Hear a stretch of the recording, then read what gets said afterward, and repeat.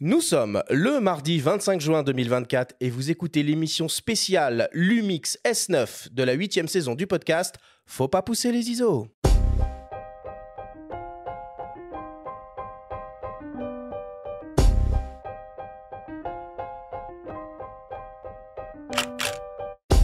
Bienvenue sur Faut pas pousser les ISO, le podcast hebdo pour tous les passionnés de photos et de vidéos.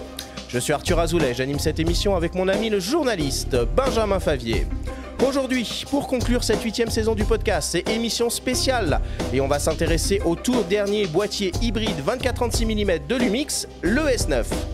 Avec ce boîtier, Lumix inaugure un nouveau segment et s'adresse aux créateurs de contenu photo et vidéo qui souhaitent une caméra simple, polyvalente, connectée et capable de produire des images de grande qualité. Avec nos invités Mathilde Lécuyer, la chef de produits photo Lumix et le vidéaste Benjamin Tantôt de la chaîne YouTube Derrière la caméra, nous allons partir à la découverte de ce nouveau concept de boîtier signé Lumix.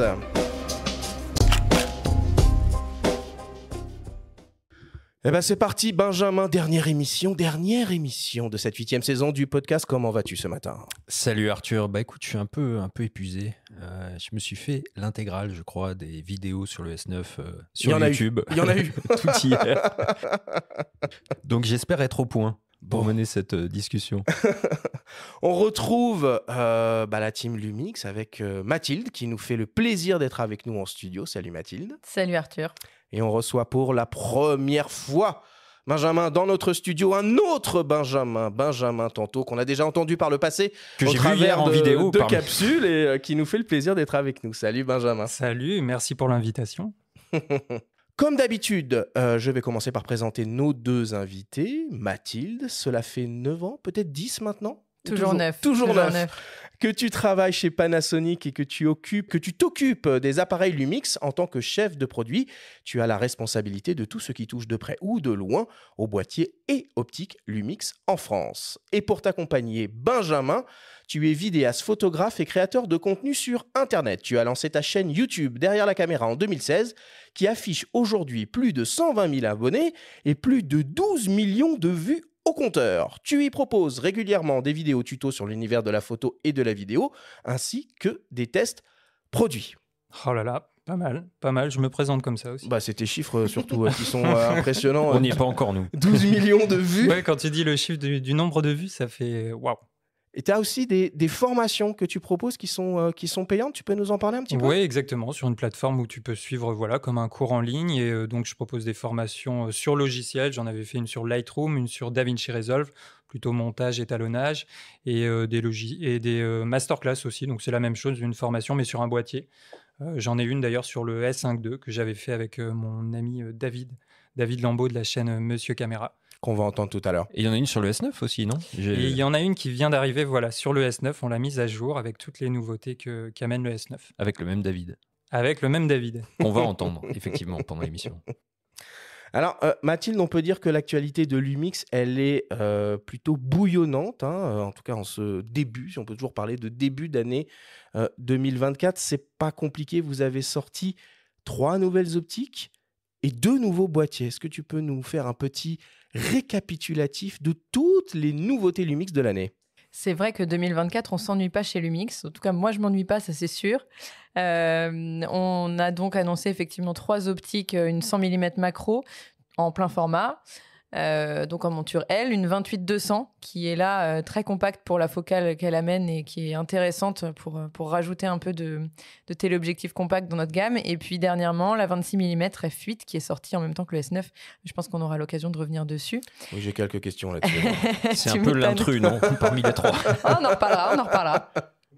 Et puis effectivement, on a 2 boîtiers qui ont été annoncés aussi coup sur coup. Les mois de mai-juin ont été ultra actifs chez Lumix, chez Panasonic, avec le S9 dont on va parler aujourd'hui, et puis en micro 4 tiers, le GH7. Eh ben oui, mais alors c'est une émission consacrée au Lumix S9, mais est-ce que tu peux prendre quand même quelques minutes pour nous parler de ce nouveau GH7 qui est un peu arrivé par surprise pour tout le monde ? On l'attendait pas. Hein. Bah ouais. Nous non plus. Non, je rigole. Non, on l'attendait. Surprise. Mais oui, il est arrivé coup sur coup avec le S9, ouais. Le GH7, on reprend la structure d'un GH6, on garde le ventilateur intégré qui permet d'atteindre les qualités d'enregistrement qu'on prête à la série GH. La grosse nouveauté sur justement cette série GH, c'est qu'on va récupérer l'autofocus hybride à détection de phase. Le fameux. Voilà, ça c'est quand même la grosse nouveauté pour un GH7. On a toujours la double stabilisation à 7 stop et demi. On va rajouter l'Active IS. C'est une fonction qu'on appelle Active IS qui va s'activer en vidéo, qui donne vraiment un effet presque planant au plan vidéo, tellement c'est stable. Qu'on a vu sur le S5 II, si je ne me trompe pas. Oui, tout à fait. Et sur le G9 II Et sur le G9 II. Oui. Ouais. Maintenant, ça fait partie des fonctions, des options de stabilisation Package de base. qui sont rajoutées à tous nos nouveaux boîtiers. On va aussi avoir la plage dynamique boostée qu'on avait déjà sur le G9 II, mais qui cette fois-ci va s'activer sur toute la plage d'ISO, donc ce qui est quand même très intéressant. Et sur la partie vidéo, bien sûr, une des grosses nouveautés, ça va être l'Apple ProRes RAW en interne, en 6K30p. Donc on va aller pousser encore plus loin la vidéo, on va aller la pousser même vraiment encore plus loin via 2 biais. Le premier, c'est qu'on va pouvoir enregistrer des fichiers en proxy afin de les utiliser directement en connecté sur Frame.io. Donc directement de pouvoir éditer, retoucher, travailler des fichiers vidéo à plusieurs connectés, même si on n'est pas dans notre propre studio. Et puis l'autre grosse nouveauté qui a été annoncée par surprise pour le coup le jour de l'embargo, c'est la possibilité d'accéder au log C3 d'Arri directement dans le GH7. Donc il y a un nouveau gros partenariat qui se fait entre Lumix et Arri. Ok, très bien. Voilà. Oui, Arri, on est en vidéo. A2RI. Tu veux dire peut-être un mot là-dessus, Benjamin, une petite parenthèse sur ce profil log, parce que c'est vrai que ça a fait beaucoup parler dans le milieu des vidéastes. Oui, c'est vrai que le partenariat en lui-même, ça a été une surprise. C'est vrai que je ne crois pas l'avoir vu avec une autre marque. Et alors moi, je ne suis pas un utilisateur de ce type de log, mais je pense que pour les gens qui imaginent cette caméra peut-être en bicam, avoir ce fameux log C, on va pouvoir matcher plus facilement avec évidemment une caméra cinéma. En tout cas, voilà. Moi, j'ai besoin de tester, donc je serais curieux de le comparer avec le Vlog, voir au niveau de la dynamique, du rendu, déjà quand tu appliques simplement une lutte, voilà un peu visuellement, qu'est-ce que ça rend, qu'est-ce que ça apporte. Mais le partenariat était intéressant.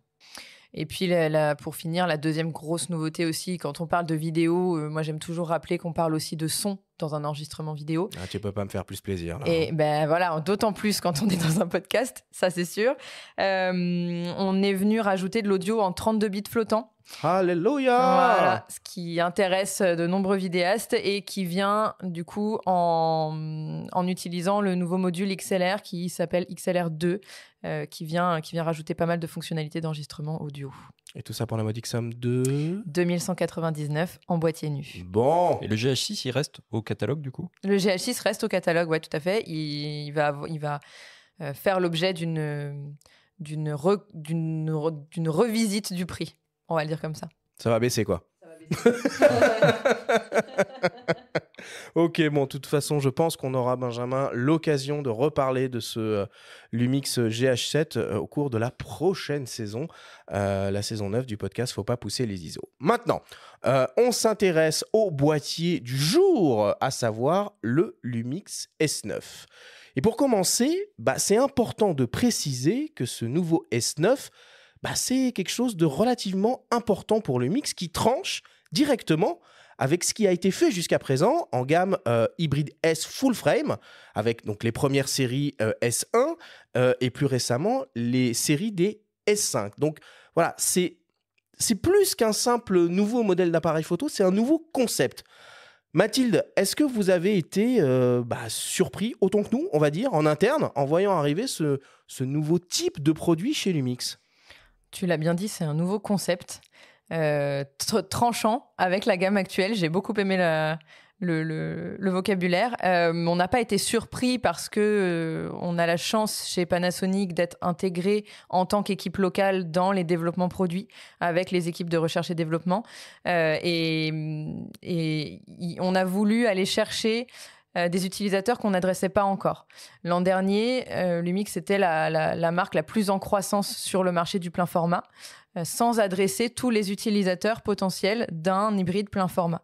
Avec ce S9, on vient adresser une autre catégorie d'utilisateurs qui vont être des utilisateurs qui vont avoir pris goût à la création d'images à travers leur smartphone, à travers leur compact ou à travers un petit hybride micro 4 tiers par exemple, et qui veulent passer l'étape supérieure en ayant accès à un capteur plein format dans un boîtier qui soit intuitif, qui soit simple à utiliser, qui soit compact pour qu'ils aient quand même les avantages qu'ils retrouvaient dans l'utilisation d'un smartphone ou d'un compact ou d'un micro 4 tiers.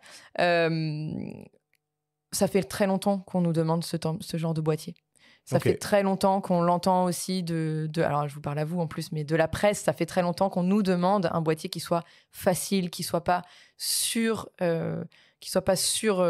surspéqué, donc qui n'ait pas trop de caractéristiques techniques dans tous les sens. Qui soit pas effrayant, quoi. Qui soit pas effrayant, exactement. Et c'est ce qu'on a voulu faire avec ce boîtier. Oui, mais nouveau concept chez Lumix, certes, c'est un concept qu'on a vu chez Sony avec les ZV, donc chez Sony, on parle de vlogueurs.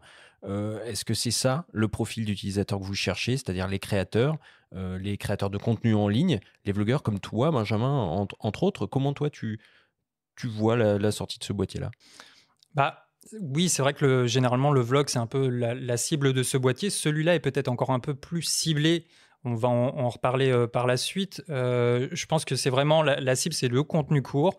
Donc, c'est les réseaux sociaux qui fonctionnent très bien, du TikTok, des Reels sur Insta, du contenu court sur YouTube.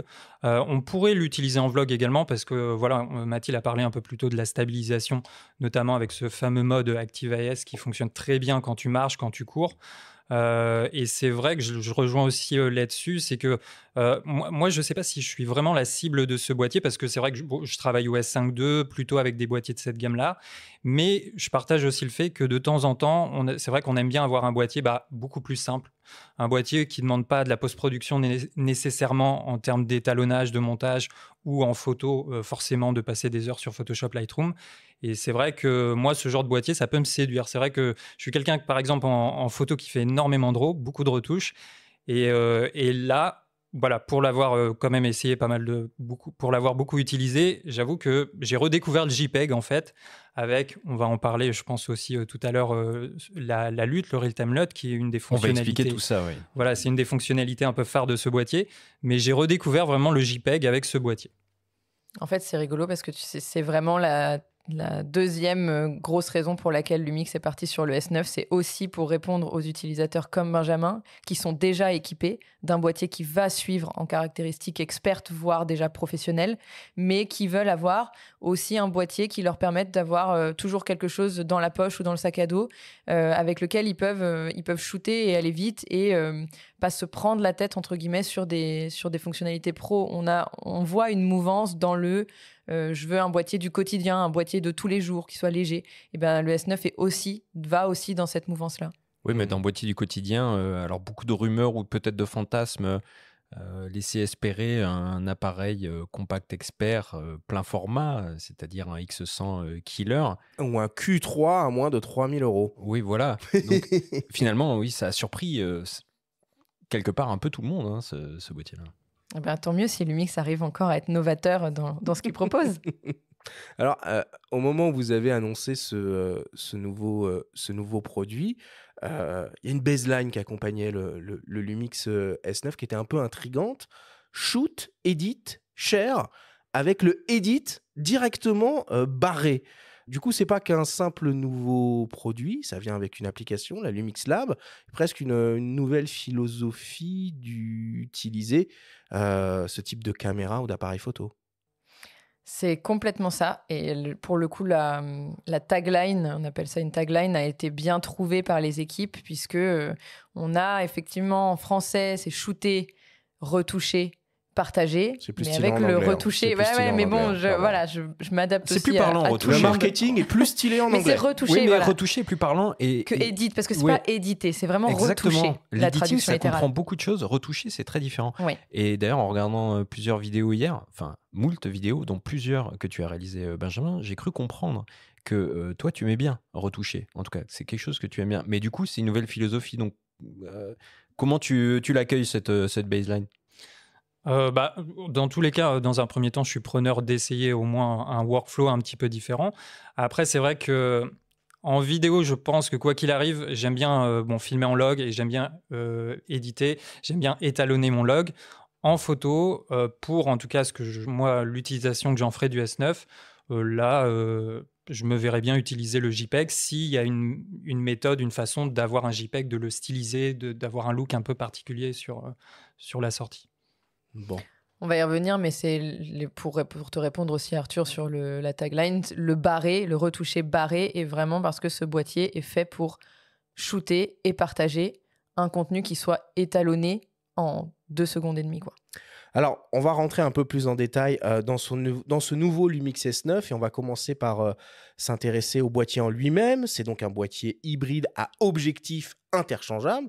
On va quand même le préciser parce qu'il est tellement petit qu'on peut avoir des doutes. Équipé d'un capteur full frame 24-36 mm et de la fameuse monture L, donc commune donc au S1, aux séries des S5 et qu'on va retrouver aussi avec des objectifs compatibles chez notamment Leica et Sigma. Il a la particularité d'être très compact, léger et d'avoir un design assez travaillé, assez soigné. On est donc très loin de cette interface très technique, très experte qu'on a l'habitude de voir sur les derniers boîtiers Lumix, à savoir la série des S5 II et plus récemment le G9 II. C'est exactement ça. C'est un boîtier qui est très simple. Quand on le regarde, il n'y a pratiquement pas de boutons. On l'a voulu dépourvu de trop de molettes, de trop de contrôle. Il est fait pour être intuitif, facile à utiliser. Tu as déjà presque tout dit. C'est un boîtier qui est très design. Il est disponible dans 4 couleurs différentes. Le noir, bien sûr, pour ceux qui veulent rester sobres. Et puis, pour ceux qui veulent s'amuser un petit peu, on l'a en bleu nuit, en rouge et en vert, qui est un vert olive un petit peu foncé. On retrouve, moi ce que j'aime beaucoup, c'est qu'on retrouve quand même un double déclencheur entre guillemets. On a un déclencheur photo et un bouton de captation vidéo qui va être spécifique pour ceux qui veulent y accéder directement. On a un petit bouton sur juste la compense d'expo. Et ensuite, on va retrouver les contrôles tout à fait classiques d'accès au display, au quick menu.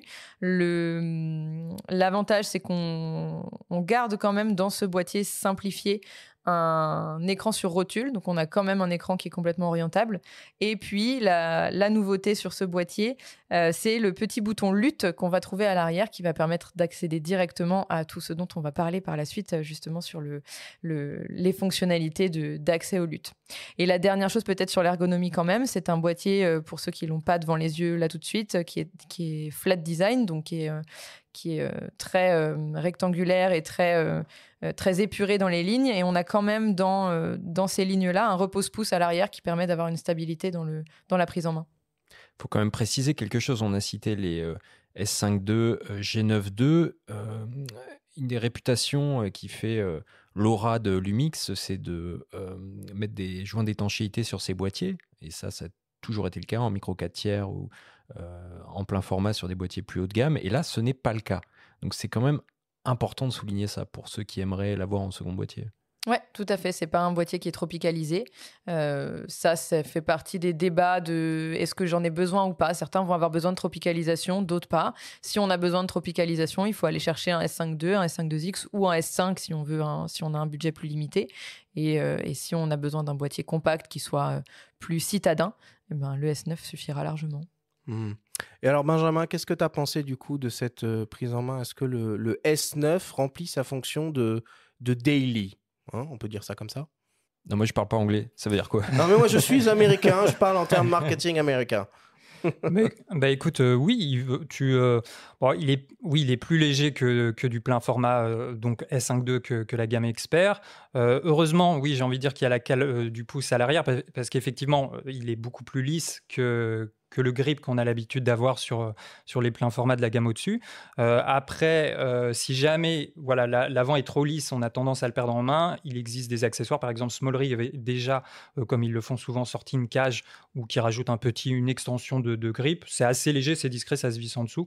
Et c'est vrai qu'au moins on a une petite extension. Mais c'est fondamental, hein, presque. Toi, tu es venu avec le S9 et le fameux grip Small Rig, rien qu'en le tenant en main, ça change tout. Mais c'est ça, soit tu le tiens à deux mains et dans tous les cas, tu as besoin d'avoir le soutien avec la main gauche pour le tenir par en dessous, ou si là, notamment en venant, j'ai fait un peu de street photo et c'est vrai qu'en street photo, je suis pas forcément à deux mains, t'es pas forcément discret et du coup, parfois tu shootes à une main, t'essayes, toi tu sais, ça te parle, tu essaies de shooter discrètement et donc là, il faut forcément avoir l'accroche au niveau de la main. Donc là, avec le grip, ça c'est essentiel. Sinon, au niveau de l'ergonomie, ce qui est bien, c'est qu'il y a un peu moins de choses. Effectivement, il y a moins de boutons personnalisables. Mais si c'est quelqu'un qui vient déjà de l'univers Panasonic, il ne va pas être perdu parce qu'on retrouve une ergonomie telle qu'on a l'habitude de la voir. Il n'y a pas de joystick quand même. Moi, ça m'a un peu perturbé par rapport à S5.2. Ouais, je partage également. C'est vrai que le joystick, c'est quand même très pratique. Ça permet surtout de modifier donc l'emplacement du collimateur pour faire son point. Alors, ça dépend de la zone de mise au point qu'on va utiliser. Mais moi, je sais qu'en photo, quand je fais du portrait, je suis souvent sur une zone ou un collimateur plus restreint. Et c'est vrai que de pouvoir le déplacer facilement avec le joystick, c'est un plus. Alors là, évidemment, on peut le faire avec le tactile. Mais de temps en temps, c'est une position un petit peu différente. Il faut se réhabituer avec ça. J'avoue que s'il y a une prochaine version, pour moi, le joystick, ça serait vraiment un gros plus.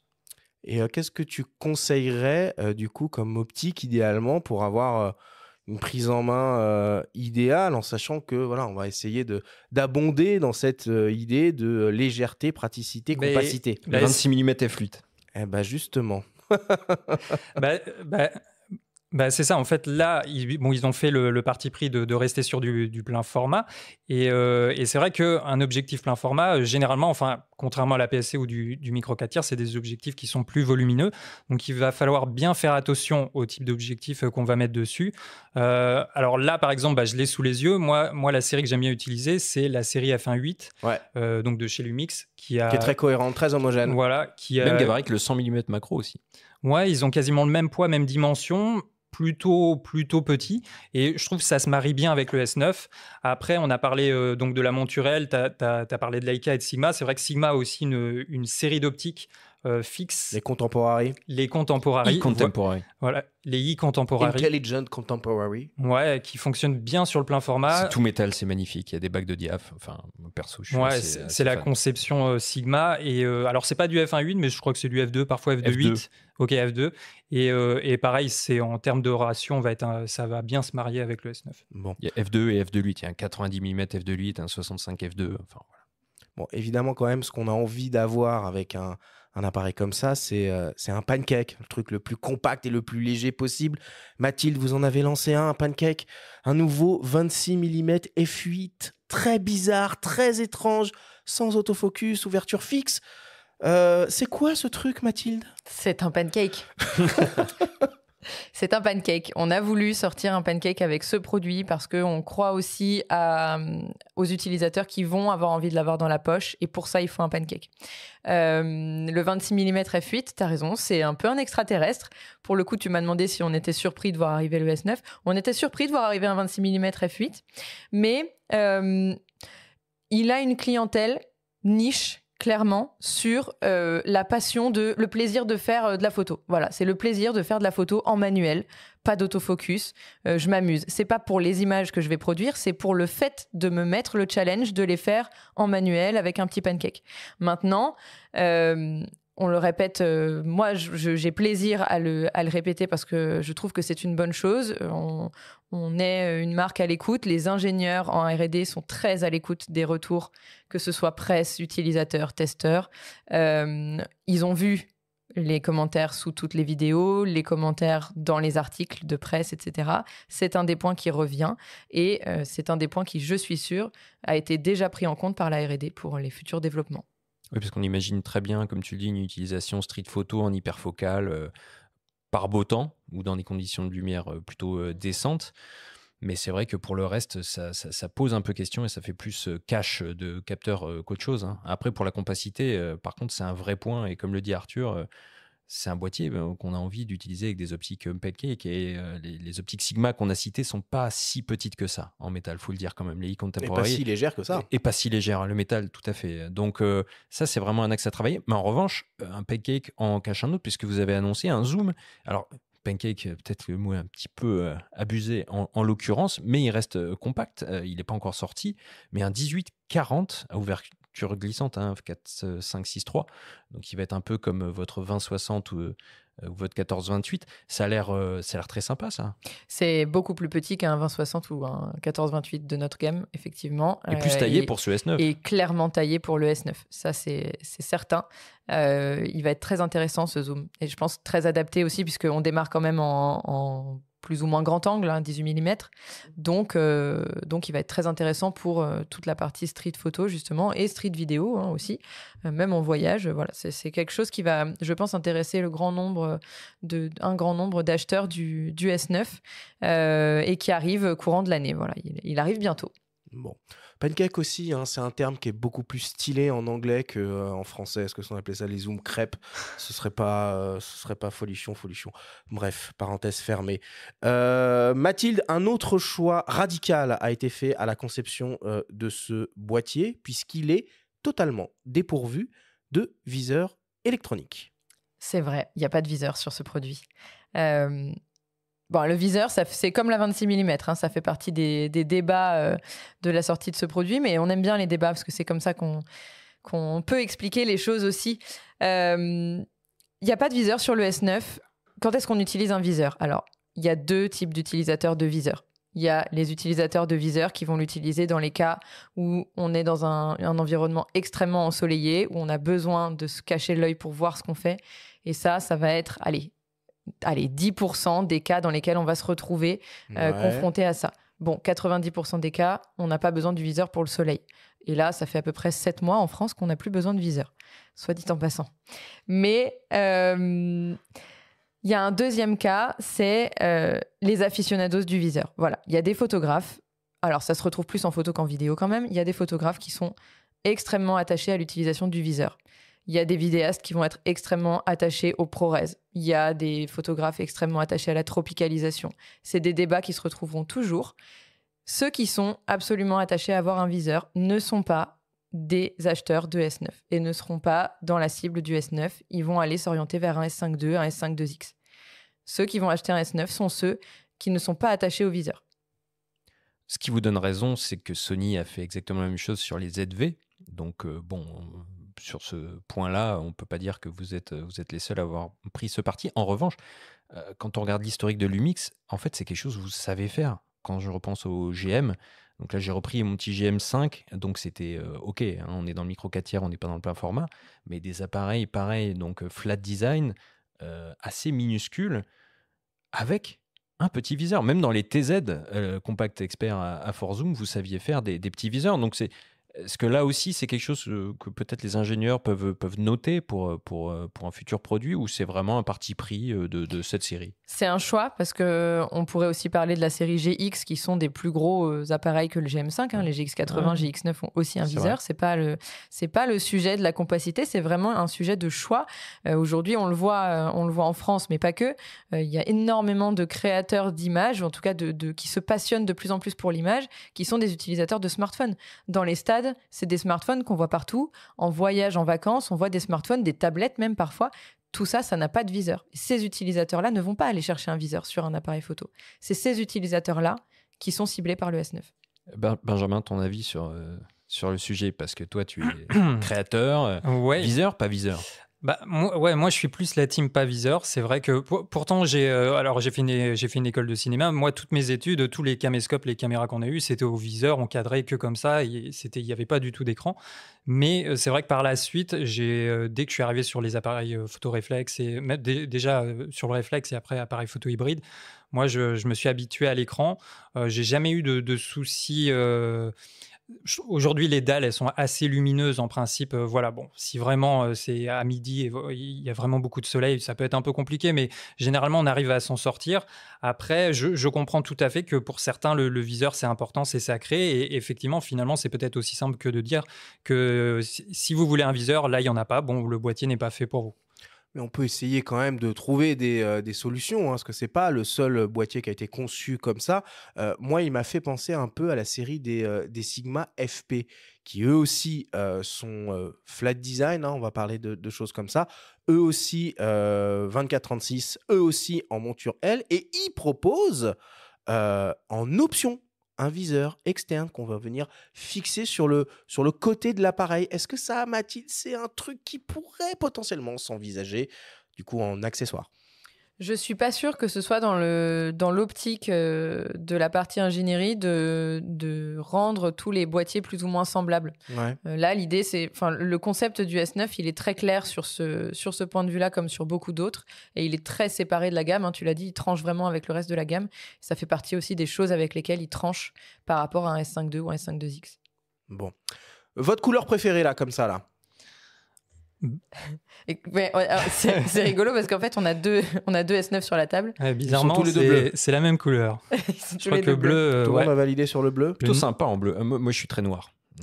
J'aime le noir pour le côté discret. Mais j'avoue que le bleu est sympa. Hein. J'ai hésité avec le noir aussi pour la street photo, mais bon, tant que c'est pas un bleu flashy pétant. Ouais, tout à fait. C'est plutôt un bleu nuit assez élégant. Et en fait, on va pas dans la mouvance là, dans les premiers retours qu'on voit soit de commentaires de gens qui commencent à commenter sur la couleur qu'ils préfèrent, ou alors dans les précommandes. Au-delà du noir, la couleur préférée s'oriente sur le vert. Ah ouais? Ah bon? Pour information, ouais. Donc on n'est Couleur pas de du tout, l'espoir. on n'est pas dans la majorité, Benjamin. Vous n'êtes pas dans la tendance? Qu'est-ce que vous voulez que je vous dise? Ok. On va parler maintenant un peu du moteur de ce nouveau Lumix S9 et de ce qu'il a sous le capot. Alors, quand j'ai lu la fiche technique de l'appareil, objectivement, je me suis dit que j'étais en train de lire la fiche technique du S5 II. C'est très proche quand même, Mathilde, en termes de caractéristiques techniques. C'est très proche dans ce qu'il a dans le ventre, c'est vrai.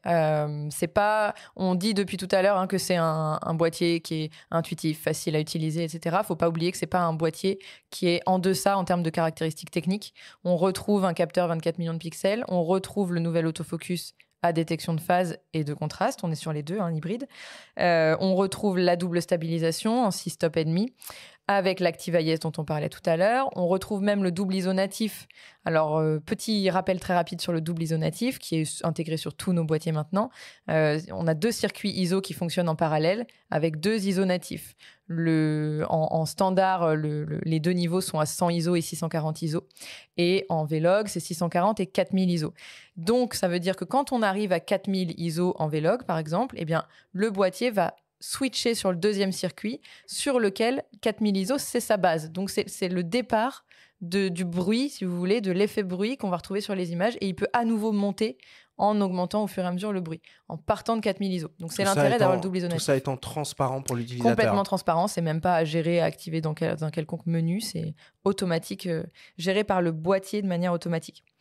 Après, on va retrouver le mode haute résolution 96 millions de pixels. On va retrouver une rafale 30 images par seconde. Là où il faut faire la différence par rapport à un S5 II, c'est qu'on va être sur un boîtier du quotidien. Donc, par exemple, il n'y a effectivement pas de tropicalisation. On en parlait tout à l'heure. La différence aussi, ça va être un slot SD. 2 slots SD sur le S5 II. C'est pas une petite différence, ça, pour les vidéastes. Un seul slot Et complètement. SD. Et parce que ce ne sont pas les mêmes vidéastes qui vont utiliser un S5 II ou un S9. Le S9, c'est vraiment le boîtier du quotidien. De la même manière que, à préciser aussi sur la rafale, on reste sur 30 images par seconde. Un S9 va avoir un buffer de 36 images. Donc, c'est simplement pour shooter le skateboard qui passe. Un S5 II, on va être à 200 images de buffer. Donc là, ça va être de la vraie rafale pour aller chercher des lions dans la savane, quoi. Voilà, donc c'est 2 boîtiers différents. Il y a une différence quand même très importante qu'il faut rappeler aussi, c'est qu'on est sur une obturation uniquement électronique sur le S9. Et il n'y a pas d'obturation mécanique. Donc ça, en photo, c'est très important, mais ça peut l'être en vidéo aussi, dans certaines conditions. Est-ce que toi, dans ton utilisation, Benjamin, tu as dû composer avec ça? Tu t'es adapté? Comment tu l'as vécu en tant qu'utilisateur? Bah oui, l'obturation électronique, donc ça impacte autant le photographe que le vidéaste. Là, pour donner un exemple, c'est vrai qu'au Japon, donc on a beaucoup filmé dans la ville. Le soir, il y a des néons partout, il y a beaucoup de petits panneaux LED. Et c'est vrai que moi, alors je l'avais pas remarqué sur l'écran, mais j'ai filmé en 4K 50 et j'avais donc un peu de flicker.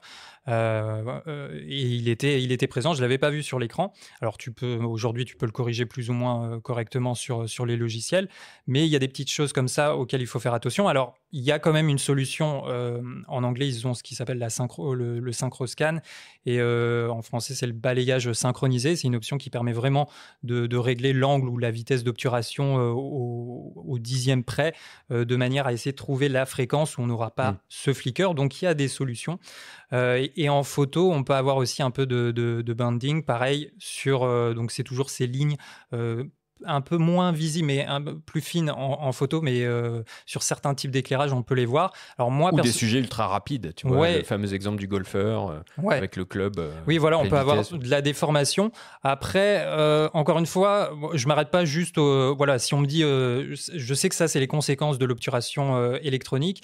Maintenant, moi, je le teste sur le terrain. Et au niveau du rolling shutter, je n'ai pas trouvé qu'il y en avait plus. J'ai fait beaucoup de panneaux filés, une photo où tu essayes de suivre un cycliste, une voiture pour avoir un flou.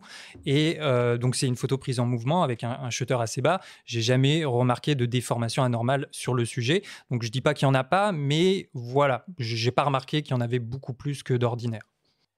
Et Benjamin, il y a une autre nouveauté sur le S9, c'est l'arrivée d'un zoom hybride qui permet du coup en quelque sorte de simuler des focales plus longues avec un système de recadrage automatique. Est-ce que tu peux nous expliquer comment ça marche et surtout à quoi ça sert? Oui, alors oui, le zoom hybride, on n'avait pas eu ce terme encore. Alors c'est vrai qu'on avait des fonctions où c'est un recadrage simple qu'on pouvait faire sur une prise, mais pas pendant la prise. C'est difficile à expliquer, mais le zoom hybride, en fait, c'est un recadrage qui va se combiner avec un changement de focale. Donc, en fait, il y a deux options. Il y a le zoom de recadrage. Donc ça va être plutôt disponible pour les focales fixes. Et tu as le zoom hybride. Quand tu utilises un zoom, une focale avec une plage de focale variable, eh bien, tu as le recadrage qui se combine avec ton zoom. Donc, tu vas aller plus loin sur un grossissement supérieur. Et c'est quelque chose qu'on peut utiliser pendant l'enregistrement d'une séquence. On peut avoir un changement de focale progressif comme ça, hybride? Alors, tu peux, oui. Alors, du coup, c'est lié au zoom manuel. Donc, il faut essayer de faire un zoom quand même assez fluide. Ouais. Si tu veux que le zoom soit... Il faut rester sur le zoom de recadrage. Donc là, ça ne sera pas le zoom hybride, mais c'est un peu le même principe. Ouais. Par contre, ce qu'il faut noter, c'est que c'est un crop. Donc, tu perds en résolution, évidemment, que ce soit en photo ou en vidéo. D'ailleurs, en photo, si tu es sur le JPEG, tu as L, M, S, c'est la taille des fichiers. Et donc, tu vois justement la taille changer. Et à la fin, tu arrives sur le small, le fichier small qui est quand même je crois que c'est 6 mégapixels. Donc, tu perds quand même un petit peu Le XS, ouais. Ah oui, tu finis sur le XS. C'est le dernier format de JPEG. Mais du coup, tu peux bloquer dans les menus. Tu peux lui dire, moi, je veux pas aller au-delà du M. Donc, tu t'arrêtes à un zoom qui m'amène au M et pas en deçà, par exemple. Et je crois qu'au maximum, ça amène 3 fois de zoom, il me semble. Avec le 28-200, tu peux aller au-delà de 300 mm. En fait, à la différence d'un zoom numérique surtout, la qualité d'image va pas être dégradée. C'est-à-dire que, comme tu l'as très bien dit, Benjamin, tu vas avoir une définition inférieure puisqu'en gros, c'est comme si on faisait un recadrage en temps réel. Pendant qu'on filme. Exactement. C'est comme ça que je l'ai ressenti. Et c'est vrai qu'avec le 28-200, tu te retrouves si tu veux zoomer un petit peu plus, tu peux aller au-delà de 300. Je crois que dans sa vidéo aussi, c'est Damien Bernal qui montre très bien ça, la différence entre le 200 et le plus de 300 mm. Et on voit que l'image, en tout cas dans un contexte vidéo, reste tout à fait utilisable. Donc c'est une fonction vraiment intéressante. On s'y perd un peu maintenant. Zoom hybride, zoom numérique. C'est à ne pas confondre avec un zoom numérique justement qu'on trouvait dans les compacts. Et après, voilà, c'est très simple entre le zoom de recadrage et le zoom hybride, c'est la même fonctionnalité. Simplement, le zoom de recadrage concerne une focale fixe. Donc ça me permet d'aller chercher du zoom avec une focale fixe en recadrant.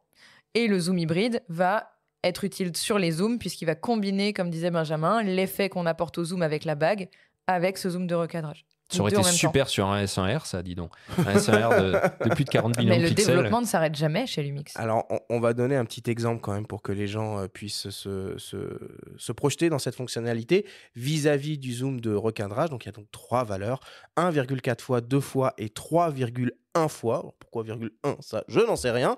Mais du coup, ça veut dire que si on utilise sur ce S9, par exemple, le 18 mm f1.8 de chez Lumix, on va pouvoir simuler un 25 mm, un 35 mm et un 56 mm avec ce système de zoom de recadrage.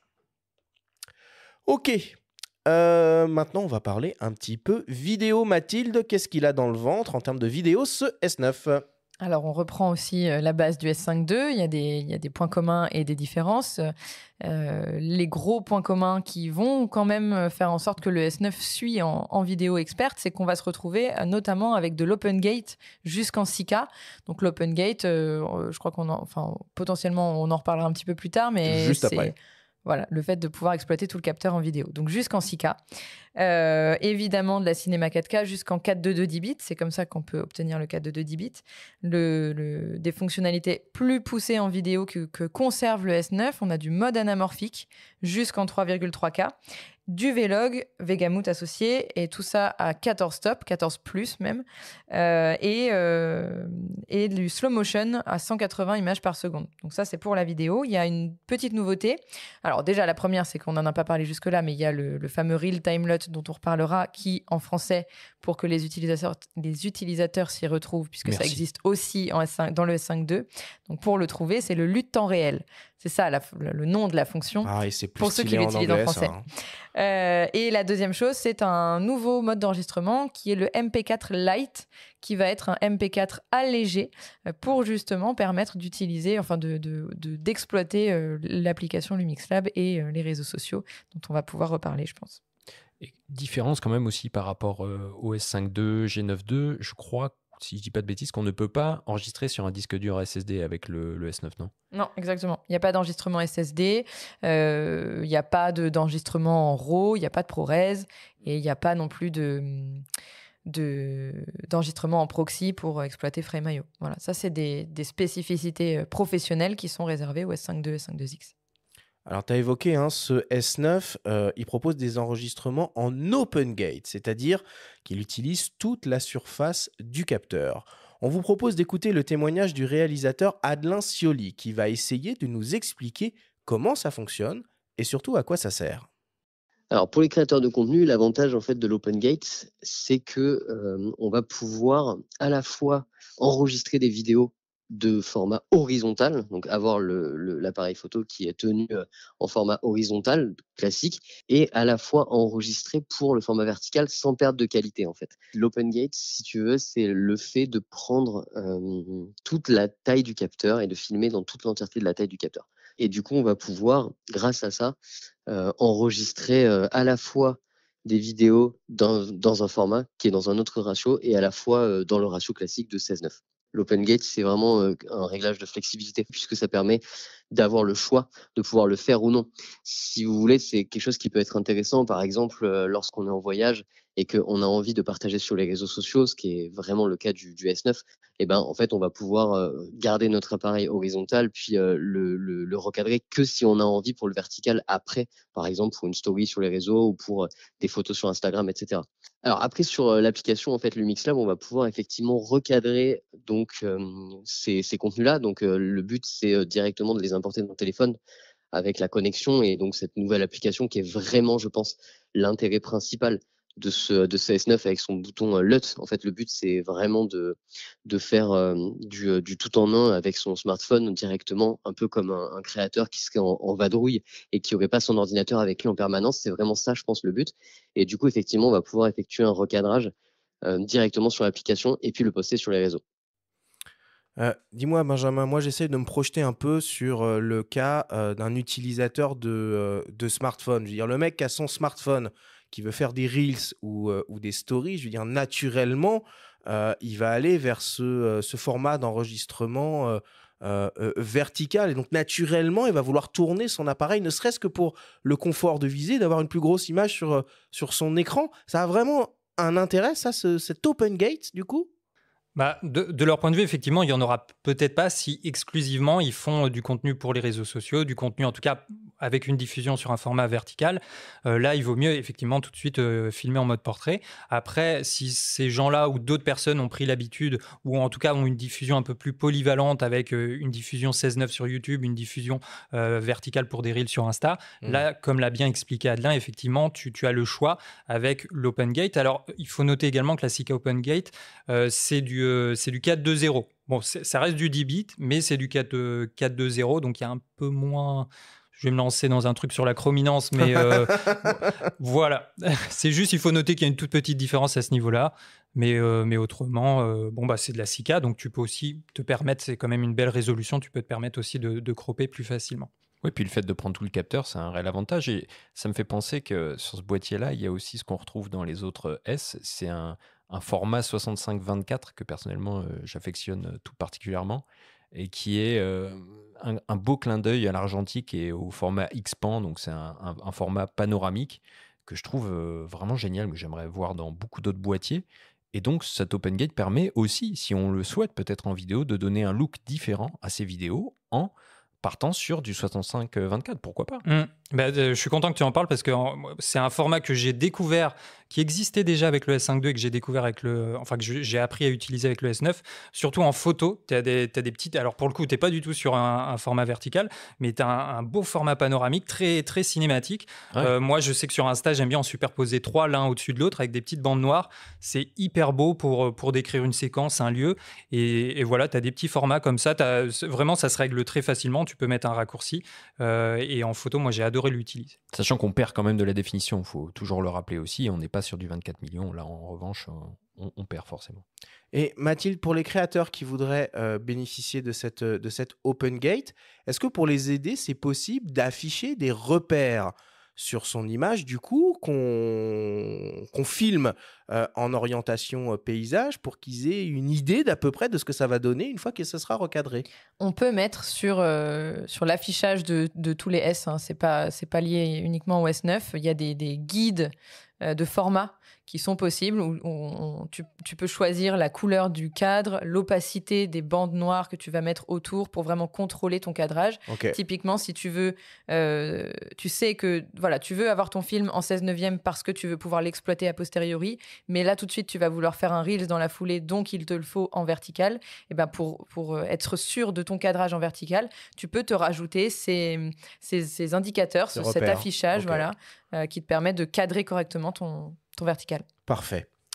Alors, ce S9, il a l'air plutôt top pour ce qui est vidéo, mais il y a quand même un point noir, et pas des moindres, dont il faut parler, c'est les fameuses durées d'enregistrement. Mathilde, 10 minutes en 6K, 15 minutes en 4K, 20 minutes en Full HD. Ça me paraît compliqué, ça. Tu as donné les bonnes limites, et effectivement, c'est compliqué pour quelqu'un pour qui le S9 n'est pas fait. Je vais me répéter encore, mais le S9 n'est pas... Alors, je ne suis pas intervenue au début de l'émission sur le sujet, mais pour moi, le S9 n'est pas un outil de vlogueur, n'est pas un outil de streamer, parce qu'un vlogueur va effectivement avoir besoin de plus de temps pour faire sa captation à poster sur YouTube.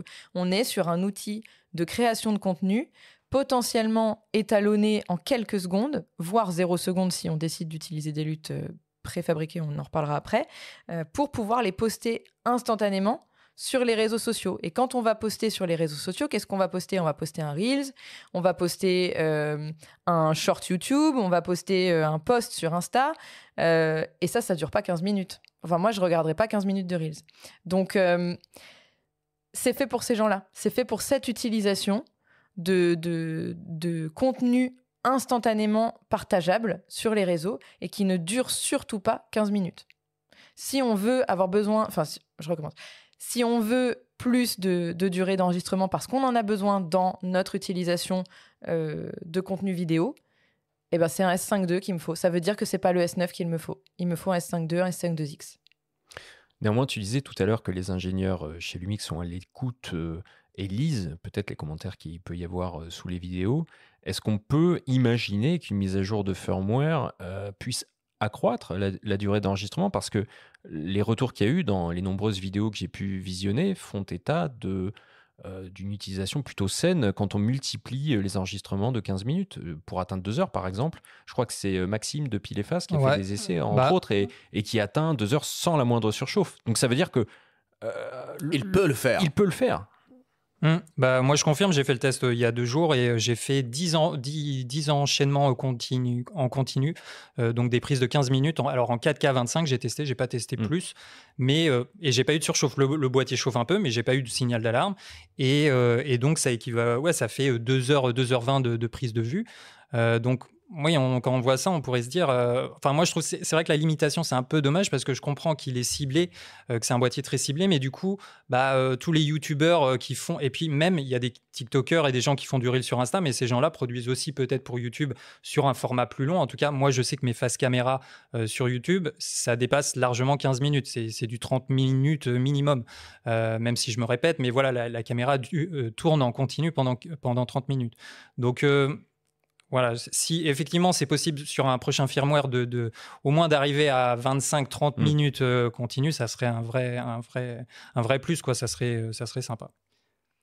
C'est un des débats comme le viseur, comme la 26 mm f8 qu'on retrouve beaucoup sur les commentaires alors de futurs utilisateurs du coup, puisque le boîtier n'est pas encore disponible en magasin, mais c'est évidemment un des retours qui est lu et qui est entendu par le Japon, par les ingénieurs recherche et développement, qui sont toujours chez Lumix. Il y a une chose je pense qu'il ne faiblira jamais, c'est les mises à jour. Ils sont très adeptes des mises à jour, donc c'est possible qu'une mise à jour arrive sur ce type de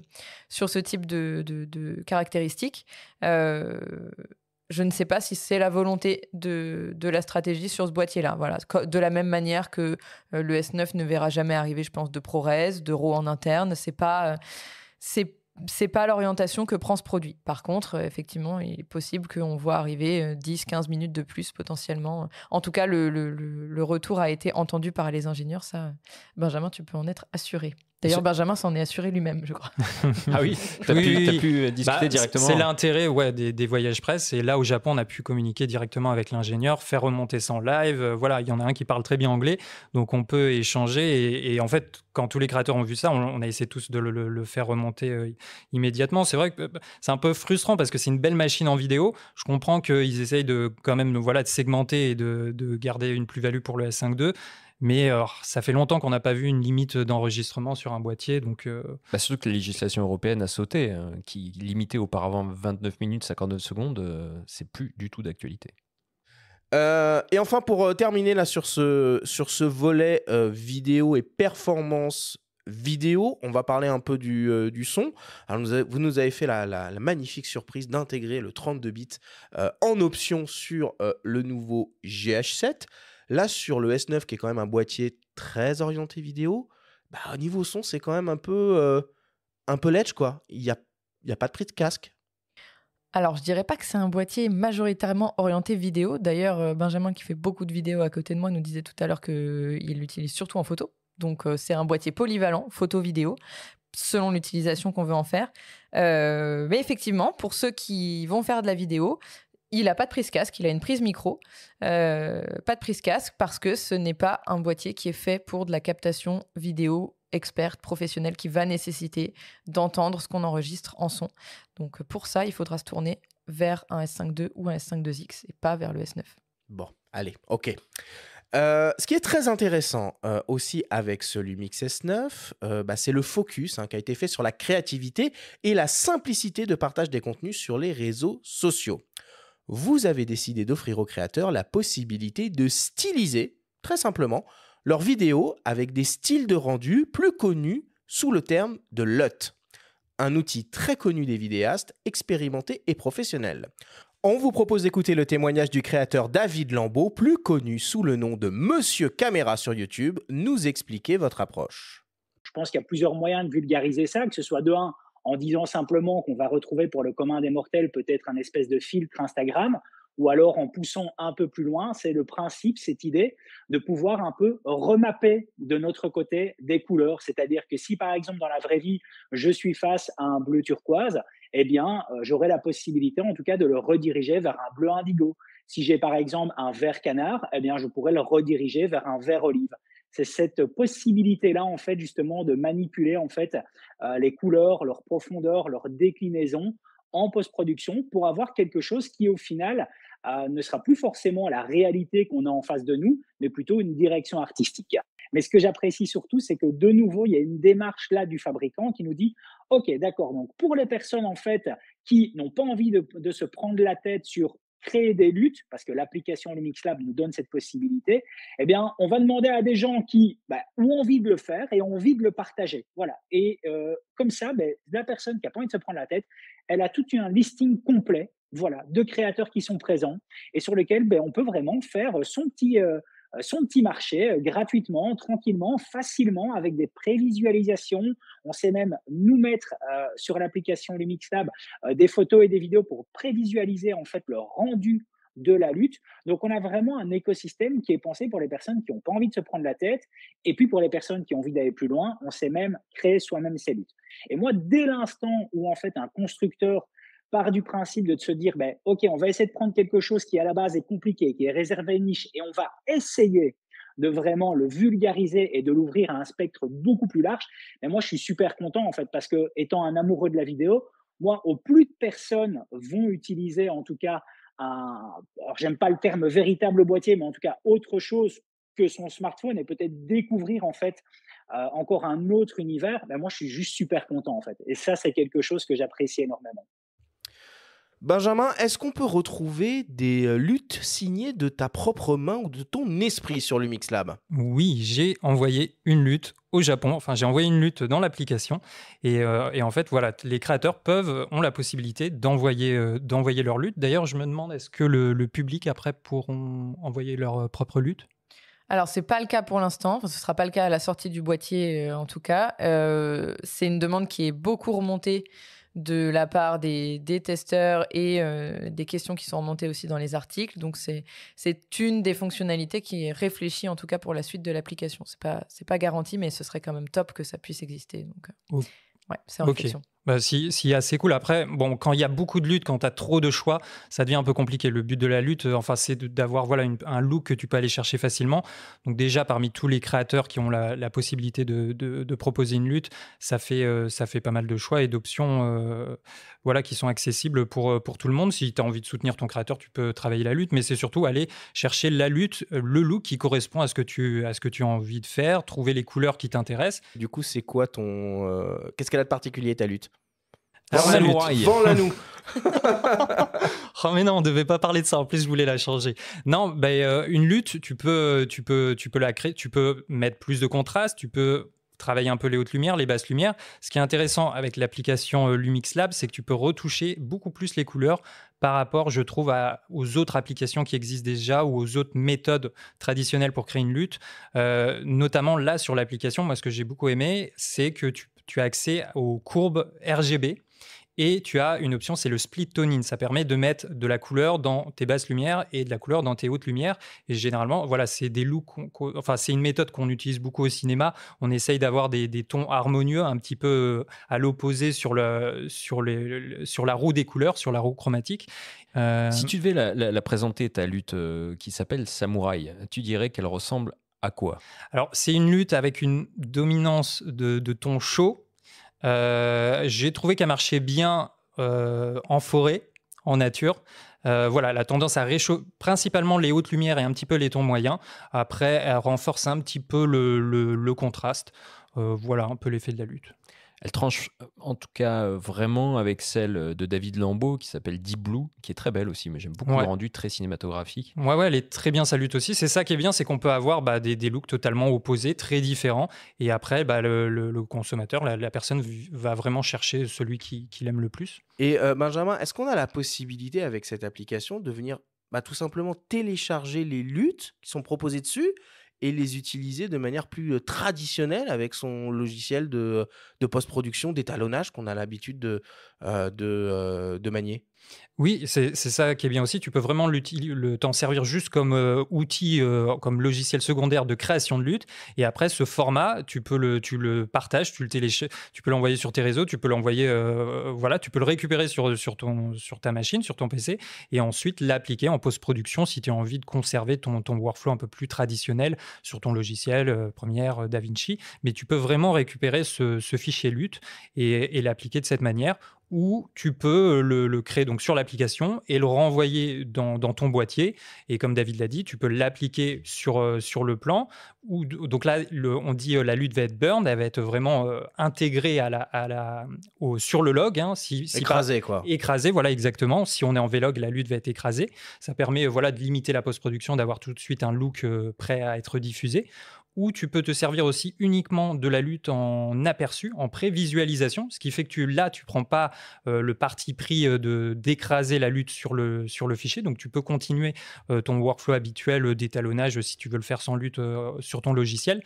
Mais au moins, tu as une lutte en prévisualisation. Donc, tu peux créer ta lutte justement pour une scène, pour un projet et avoir un aperçu qui est beau. Comme en RAW, quoi. Finalement. Comme en RAW, exactement. En RAW en photo. C'est une approche non destructive, quoi. Exactement. Et tu peux ajuster l'opacité. Ça, c'est vachement bien. Ouais, aussi. ça vient d'arriver et ça n'existait pas du tout. Et ça, c'est très bien. Si tu as des luttes qui sont un petit peu marquées, ça peut arriver qu'une lutte fonctionne pour une scène mais pas pour une autre scène, je sais pas, elle fonctionne le soir, elle fonctionne pas en pleine journée, tu peux diminuer l'opacité. Donc ça, ouais, c'est un vrai plus qui vient d'arriver. Et ce que dit David dans sa vidéo, que je recommande vraiment de visionner au sujet de cette application, c'est qu'elle peut aussi servir en tant qu'application tiers à partir des fichiers qu'on va réaliser avec son smartphone, c'est-à-dire ses photos et ses vidéos, ou avec un autre appareil. Donc c'est une appli qui reste gratuite et qui reste utilisable dans ce cadre-là aussi. C'est une application ouverte, ouais, complètement. Et pour le préciser, on a, je crois qu'actuellement, il y a une centaine de luttes qui sont déjà présentes de base dans l'application, de tous les créateurs confondus. Donc il y a déjà... Mais il y a deux onglets en fait, il y a un onglet Lumix et un onglet créateur. Oui, donc... parce que Lumix aussi a intégré des luttes à l'origine, des luttes qui ont été intégrées par les ingénieurs et qui ont été proposées dès le départ, de base, en plus de toutes les luttes qui ont été fournies par les créateurs qui ont été contactés par Lumix. Et est-ce qu'on peut utiliser ces luttes artistiques conçues pour la vidéo sur de la photo pour avoir une cohérence totale finalement dans la production de ces contenus? Oui, c'est possible. Alors après, les luttes, c'est marqué sous la lutte sur quel type de fichier elle s'applique, en tout cas à partir de quel fichier elle a été créée, si c'est à partir du Vlog ou si c'est à partir du profil standard photo ou du profil naturel. Mais du coup, tu peux je sais pas si tu peux appliquer. Si, tu peux. Il n'y a pas de limitation. Effectivement, les luttes sont indiquées selon le style photo sur lesquels elles ont été créées, comme le disait Benjamin. Donc, si elle est créée sur un profil standard et qu'on l'applique sur un profil naturel, forcément, ça ne va pas avoir le rendu qui a été imaginé par le créateur, en tout cas. De la même manière, on peut utiliser une lutte qui a été prévue pour de la vidéo sur du Vlog. Je peux l'utiliser en photo. Par contre, en photo, si j'ai pas shooté en Vlog, ce qui paraît relativement naturel, si j'ai shooté en standard et que j'applique une lutte qui est à l'origine faite pour être appliquée sur du Vlog, elle va forcément être beaucoup plus poussée en termes de contraste, de lumière, de couleur, etc. Parce que le Vlog, c'est un profil flat, donc qui est fait pour être poussé. Donc, on n'aura pas le rendu final nécessaire. Donc, il faut pas se repérer à est-ce que je l'applique sur de la photo ou de la vidéo, mais plutôt sur quel style photo cette lutte a été conçue. Et du coup, elle est utilisable sur ce style photo. Sinon, je risque de me retrouver avec une lutte qui ne rend pas comme il faudrait. De toute façon, quand tu sélectionnes la lutte, par exemple avec le bouton lutte, automatiquement, elle est paramétrée avec le profil de création, le profil que tu as utilisé pour la créer. Et à l'inverse, dans l'application, on a aussi la possibilité d'avoir l'aperçu avant-après de la lutte et même avec nos propres photos. C'est-à-dire que moi, je peux tester la lutte avant-après sur la photo qui m'intéresse directement dans l'application. Donc, je vois avant même de l'appliquer si ça va me convenir ou pas. Ou si ça va me convenir à peu près. Parce que comme disait Benjamin, j'en fais ce que j'en veux de cette lutte après. C'est-à-dire que je peux jouer sur l'opacité. effectivement. Je peux jouer sur le grain aussi, et ça c'est possible dans l'application, mais aussi dans le boîtier. C'est-à-dire que même une fois que j'applique ma lutte dans le boîtier, je peux rejouer sur l'opacité, sur la lumière, sur le grain. Je peux en ajouter plus ou moins l'intensité que je veux. Donc en fait, soit j'ai 0 temps à passer dessus, j'applique la lutte, terminé, je publie sur les réseaux sociaux. Soit j'ai beaucoup de temps, auquel cas j'utilise même pas ce fichier-là, où j'utilise la lutte sur mon ordinateur, sur mon PC a posteriori. Et si je suis dans un entre-deux, c'est-à-dire que j'ai pas beaucoup de temps, mais j'ai envie de passer quand même 3 minutes sur un peu de créativité pour en faire ma lutte, eh ben, je peux partir d'une lutte créateur, la remodifier un peu, mettre une opacité à 80%, rajouter un peu de contraste, rajouter un petit peu de grain pour avoir un rendu un peu vintage.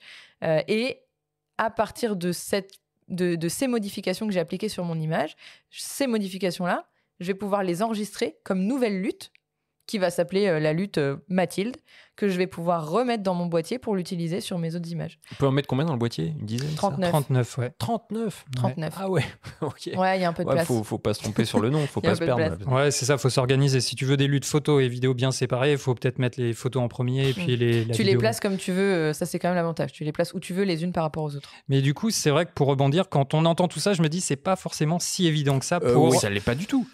Ça l'est pas du Parce tout. qu'on fait ce qu'on veut. Et donc, en fait, non, mais blague à part, on fait ce qu'on veut. Donc, il faut aller télécharger cette application qui est déjà disponible là sur iOS et Android.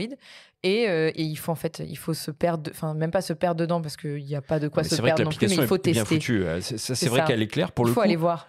Par contre, si je suis utilisateur de, je sais pas, S5.2 ou de G9.2, est-ce que je peux en profiter pour l'instant ou je suis encore limité à Lumix Sync? C'est ça, l'autre appli. Ouais, alors. Pour l'instant, Lumix Lab est limité au S9 et au GH7 également, qui a aussi accès aux luttes temps réel et au fait de pouvoir jouer sur tout ça avec Lumix Lab. Dans un avenir proche, vont être ajoutés en compatibilité les S5.2, S5.2X et le G9.2, qui sont les derniers boîtiers sortis en gamme. Et à terme, surtout, Lumix Lab est voulu pour être la seule et unique application de Lumix, donc qui va fusionner avec Lumix 5. Donc aujourd'hui, ce qu'on fait dans Lumix Lab, c'est en photo ou en vidéo, c'est de recadrer. Alors ça s'appelle de l'open gate en vidéo, mais c'est le cas aussi en photo. Je recadre au format que je veux. Une vidéo, je peux aussi la découper en début ou en fin de vidéo, au moins découper la longueur que je veux. En photo, je peux jouer sur la rotation. Ensuite, on peut jouer sur la partie retouche. Donc, ça va être la luminance, le contraste, le grain, même le vignettage, la saturation. Je peux jouer sur plein de choses, la courbe de tonalité. Ça, c'est pour la partie retouche. Et ensuite, à moyen terme, plus ou moins long terme, selon les délais de développement, on fusionne Lumix Lab avec Lumix 5 pour aller rechercher les options supplémentaires dans Lumix 5 qui sont le contrôle à distance de l'appareil, donc pouvoir shooter en contrôle, ce qu'on appelle en contrôle remote, donc avec le téléphone directement connecté au boîtier, le streaming qui est aussi utilisable par Lumix 5 actuellement, et puis les mises à jour des boîtiers et des optiques qui sont gérables par Lumix 5 qui devraient à terme être aussi ajouté à Lumix Lab. Donc le but, c'est de fusionner tout ça. Alors du coup, si j'essaye de résumer un petit peu les choses, avec ce Lumix S9, on accède à un système de lutte qui sont disponibles sur cette application qui s'appelle Lumix Lab, qui permettent de styliser, d'appliquer un espèce de filtre ou de rendu artistique à ces vidéos. Et ce filtre, on peut soit l'appliquer directement via l'application, soit l'appliquer directement sur le boîtier. C'est ça, Mathilde, la fonction Real Time LUT? C'est ça, la fonction Real Time LUT que vous allez retrouver dans les menus français en lutte temps réel. Elle est accessible directement en cliquant sur le bouton lutte qui est disponible à l'arrière du S9 et qui va activer la fonctionnalité d'appliquer la lutte directement sur l'image. Donc, pas en prévisualisation, attention, mais bien en écrasant le fichier avec ce style supplémentaire. Ouais, Benjamin, tu recommandes quoi? C'est de faire toute cette gestion directement sur le boîtier ou de faire cette gestion directement sur l'application? Moi, je l'ai plutôt fait directement sur le boîtier. Je trouve que voilà, le but, c'est de prendre un parti pris, d'appliquer cette lutte, de tourner avec et de télécharger le JPEG si par exemple tu es en photo et de le transférer directement sur tes réseaux. Donc c'est vrai que tu as cette commande lutte qui permet d'appliquer directement ton look sur ta photo ou ta vidéo. Et donc, ce bouton, tu peux le mettre ailleurs. Mais là, ils ont vraiment créé pour une première fois un bouton lutte où tu peux faire ça. Et c'est vrai que c'est pratique. Si tu as 2-3 looks que tu aimes bien, tu appuies si tu les as mis les uns à la suite des autres, tu appuies une fois dessus, tu passes sur l'autre et voilà, c'est fini. Tu envoies ton rush sur l'application et après, tu en fais ce que tu veux. Alors du coup, on a parlé de la partie shoot, Mathilde. On vient de parler de la partie edit, barré, avec l'application Lumix Lab. Mais on n'a pas encore parlé de la partie share, le partage, avec cette fameuse application. Comment ça se passe ? Alors, l'application, elle est connectée au boîtier en Wi-Fi 5 GHz. Donc, c'est un transfert d'image ultra rapide. Et on peut aussi activer le transfert automatique. C'est-à-dire que je shoot avec le S9, le temps que je sorte mon téléphone de ma poche, l'image, elle est déjà sur mon téléphone. À partir de là, j'en fais ce que je veux. Si elle me va comme ça, je l'envoie directement, je la partage sur les réseaux sociaux où je veux. Si je veux la passer en retouche, entre guillemets, mais sans passer par l'ordinateur, prendre le temps de retoucher tous les paramètres un par un, etc. Je choisis la lutte que je veux d'un créateur, hop, je l'applique, je la partage. Si je veux retoucher un peu la lutte du créateur, je la retouche comme ça en 2-3 secondes, hop, je la partage.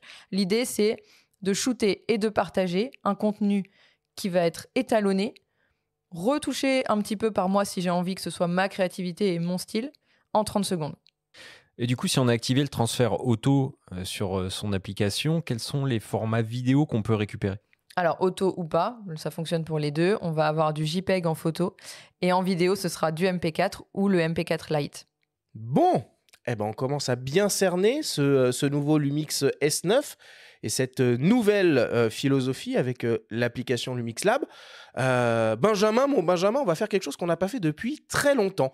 On va appeler quelqu'un et on va appeler Jérôme Kainborn de la chaîne YouTube Naotech. Il a testé ce Lumix S9, ça fait plus d'1 mois qu'il l'a au Japon. Il est rentré il y a quelques heures maintenant de son voyage. On va lui demander finalement ce qu'il a pensé de cette expérience. Allô Jérôme ? Oui, on m'entend ? On t'entend très bien, c'est Arthur du podcast Faut pas pousser les ISO. Tu es avec Mathilde Lécuyer de Lumix France, ton compagnon Benjamin Tanto et mon compagnon, le journaliste Benjamin Favier. Eh bien, bonjour à tous. Salut, Désolé Jérôme. de ne pas être parmi vous. Je viens de débarquer de l'aéroport d'Osaka. J'étais dans un piano comme Ghosn. J'ai fait le voyage pareil. Alors Jérôme, ça fait un peu plus d'1 mois maintenant que tu utilises ce nouveau Lumix S9. Notre question est très simple. Est-ce que oui ou non, ce nouveau boîtier peut faire mouche dans le cœur des créateurs de contenu qui sont habitués à travailler avec leur smartphone ? Alors oui, je pense que tu as bien défini les choses. Il ne plaira pas à des créateurs de contenu j'allais dire plus vieux, on va dire plus traditionnel. Mais il est parfaitement taillé, je pense, pour une nouvelle génération de créateurs de contenu, travaillant rapidement sur des formats courts et qui veulent quand même les capacités d'un capteur full frame et utiliser des objectifs d'autres boîtiers qu'ils ont peut-être chez Panasonic, mais avoir un appareil rapide et agile pour travailler rapidement sur le terrain, notamment pour publier des formats courts. Et est-ce que c'est un appareil qui peut se suffire à lui-même ou est-ce que c'est plutôt un appareil B ou C dans une configuration ? Alors, en fait, tout dépend de quel type de créateur tu es. Il n'y a pas d'appareil parfait qui fait tout, ça n'existe pas. Ça sera un appareil parfait et une caméra A pour un certain type de créateur de contenu qui travaille quasiment exclusivement sur des formats courts. Quand j'entends format court, c'est tout ce qui est effectivement Instagram, TikTok ou des vidéos très montées sur YouTube.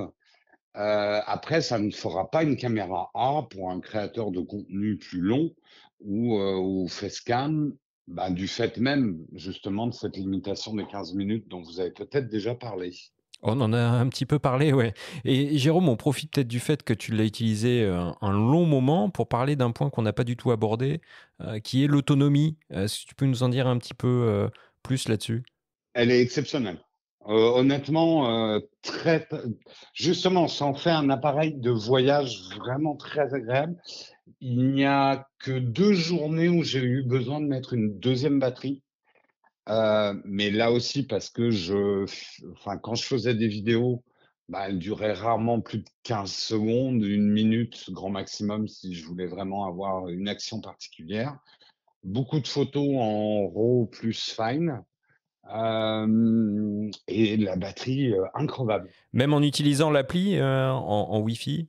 Alors, c'est vrai que je n'ai pas utilisé la synchronisation de mes images en temps réel, surtout pour des questions de forfait, ne voulant pas flinguer mon forfait au Japon. Donc, je n'ai pas testé cette fonctionnalité-là de synchroniser les images en temps réel. Je pense que ça doit un peu plus pomper sur la batterie, normal. Mais le fait que le refroidissement est passif sur cet appareil, il n'y a pas de ventilo, je pense que ça aide beaucoup la batterie, en fait. Et pas de viseur aussi, donc forcément ça joue. Et pas de viseur, effectivement pas de viseur. C'est de toute façon, comme tout appareil, c'est un appareil avec des compromis. Ce qu'on perd d'un côté, on le gagne de l'autre. Et je pense que ça va beaucoup plaire à des gens qui veulent pas se trimballer avec une cartouchière de batterie. Moi, je l'ai utilisé bien au-delà du test et de la vidéo. Je l'ai utilisé pendant tout mon séjour.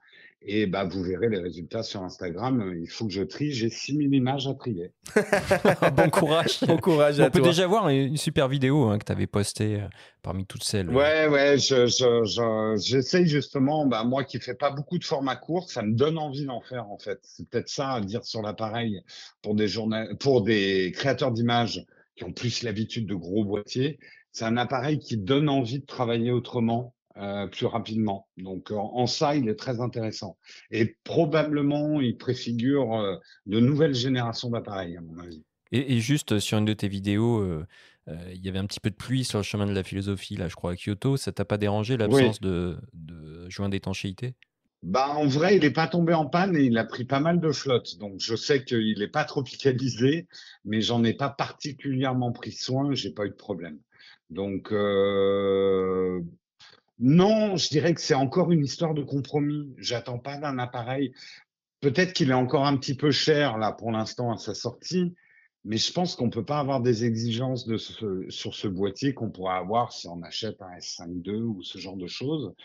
Et donc, la non-tropicalisation, on sait ce que ça veut dire. Il faut peut-être pas l'amener dans la boue et sous de la grande pluie, mais il prend 3 gouttes, il va pas mourir non plus. Ça marche. Merci beaucoup, Jérôme. À bientôt. Bonne émission. Salut à tous. Merci, Jérôme. Merci, salut. Bon, Benjamin, est-ce que tu es d'accord avec l'analyse de Jérôme ? Oui, bah, sur plusieurs points, on se rejoint, mais j'avais bien aimé sa conclusion de vidéo où il disait que c'est un boîtier qui est très fun à utiliser et pour ça, il faut l'avoir en main. Et c'est vrai que ça, c'est quelque chose c'est un élément pour nous, youtubeurs, testeurs, c'est un élément qui est assez difficile à faire ressortir en vidéo parce que nous, on l'a eu en main, mais la personne qui voit le boîtier découvre les specs et c'est dur à comprendre, mais c'est vrai qu'il y a ce côté assez fun parmi tous les points qu'on a pu voir avec cette application, ce fait d'appliquer des luttes et d'avoir une image qui a tout de suite un style qu'on n'a pas l'habitude de voir. Habituellement, on aime bien la travailler, la pousser un peu plus loin. Et moi, c'est vraiment ce que c'est ce que j'ai le plus apprécié encore avec ce boîtier. J'ai redécouvert le JPEG, avoir une image qui est OK. Pour moi, elle se suffit elle-même. Je peux la diffuser tout de suite. Je rebondis aussi sur la tropicalisation. C'est vrai que souvent, c'est un argument. Quand la tropicalisation n'est pas là, c'est un argument négatif. Mais encore une fois, comme il l'a très bien dit, quelques gouttes, ça ne fait rien. Je sais qu'il y a Ben de la chaîne Retour d'Expérience qui a fait un festival là où il l'a testé. Il pleuvait énormément. Il n'y a pas eu de souci a priori. Donc encore une fois, c'est vrai que c'est plus rassurant d'avoir cette tropicalisation. Je pense que pour certains pros, c'est une caractéristique essentielle. Maintenant, pour la majorité du grand public, en principe, c'est pas un problème. Ça marche. Bon, Mathilde, ce Lumix S9, il sera disponible en magasin tout début juillet, dans quelques jours désormais. Bon, c'est difficile de savoir quels sont les premiers retours, mais selon toi, quelles sont les premières tendances ? Alors, on a une belle tendance sur la couleur verte, ça on l'a dit tout à l'heure. Voilà, effectivement, là, on en est encore sur l'étape des précommandes. Il n'y a pas encore d'achat puisque le boîtier n'est pas encore en magasin. Mais c'est un boîtier qui fait bonne presse. On a des bons retours des utilisateurs, des testeurs qui l'ont entre les mains en ce moment, qui sont effectivement adepte aussi du plaisir de shooter avec ce boîtier. Ça, c'est un point commun qu'on retrouve. Hein. Jérôme l'a mentionné. C'est vrai qu'on ne l'avait pas mentionné depuis le début de l'émission, mais il y a un côté plaisir de shooter avec ce boîtier et plaisir en quelques secondes, d'avoir une image qu'on n'aurait pas forcément su créer nous-mêmes en y passant des heures sur Lightroom. Et là, en 3 secondes, l'image, elle me plaît et waouh, c'est moi qui l'ai faite, quoi. Donc voilà, il y a aussi un côté... Il y a ce côté fun dont parle Benjamin qui plaît aux pré-utilisateurs, on va dire, dans tous les commentaires qu'on peut trouver en termes de premier retour sur le boîtier. Bon, et on va pouvoir le trouver à quel prix et dans quelle configuration, ce Lumix S9 ? Alors, on va le trouver à 1 699 € en boîtier nu. Ouais. Et il va être disponible en 2 kits. Il va y avoir un kit avec la 2060 f3.556 qu'on connaît à 2 000 €, donc 1 999. Et puis, un deuxième kit plus polyvalent qui est très intéressant, je trouve, avec ce boîtier, puisque ce sera avec la 28-200 mm f4.7.1, qui a entre autres la possibilité de faire de la semi-macro sur cet objectif à 2 500 €. Bon. En attendant le 18-40. En attendant le 18-40 d'ici quelques mois et qui, je pense, fera partie des objectifs fétiches sur ce boîtier. Et ça, c'est les prix sans l'offre de lancement. Eh oui, vous êtes coutumier des offres de lancement chez Lumix. Voilà, pour le S9, ça valait le coup quand même de faire quelque chose. Donc, il y a une offre de lancement qui est autour des optiques f1.8, puisque, voilà, Benjamin en parlait tout à l'heure, c'est des optiques qui sont effectivement très logiques à utiliser avec ce boîtier. Donc, pour rappel, les 18, 24, 35, 50 et 85 mm sont concernés. Et donc, pour l'achat d'un S9, on va avoir des remises immédiates jusqu'à 600 € par objectif. Je la fais plus simple. Ça permet d'avoir chaque optique f1.8 entre 200 et 300 €. Donc, on se construit un kit avec une f1.8 à 2000 €, avec le boîtier nu plus une optique.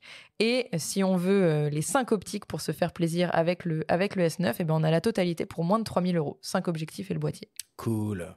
Et pour mieux situer la gamme de manière globale, ça veut dire que l'entrée de gamme plein format aujourd'hui chez Lumix, c'est le S9 ou alors c'est toujours le premier S5 ? Est-ce qu'il est toujours au catalogue et si oui, à combien ?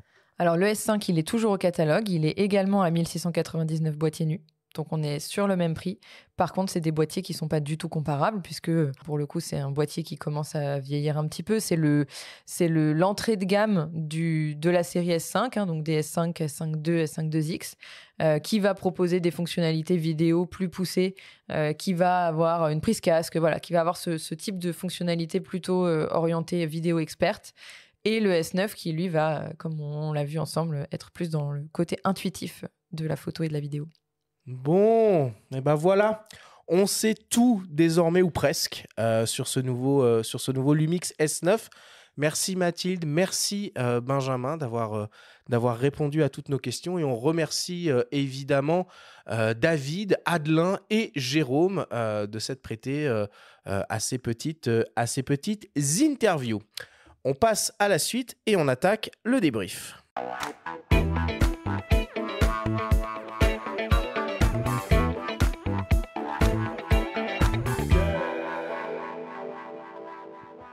Nous sommes toujours avec Mathilde Lécuyer de Panasonic France et le vidéaste Benjamin Tanto de la chaîne YouTube Derrière la caméra pour parler du nouveau boîtier plein format Lumix S9.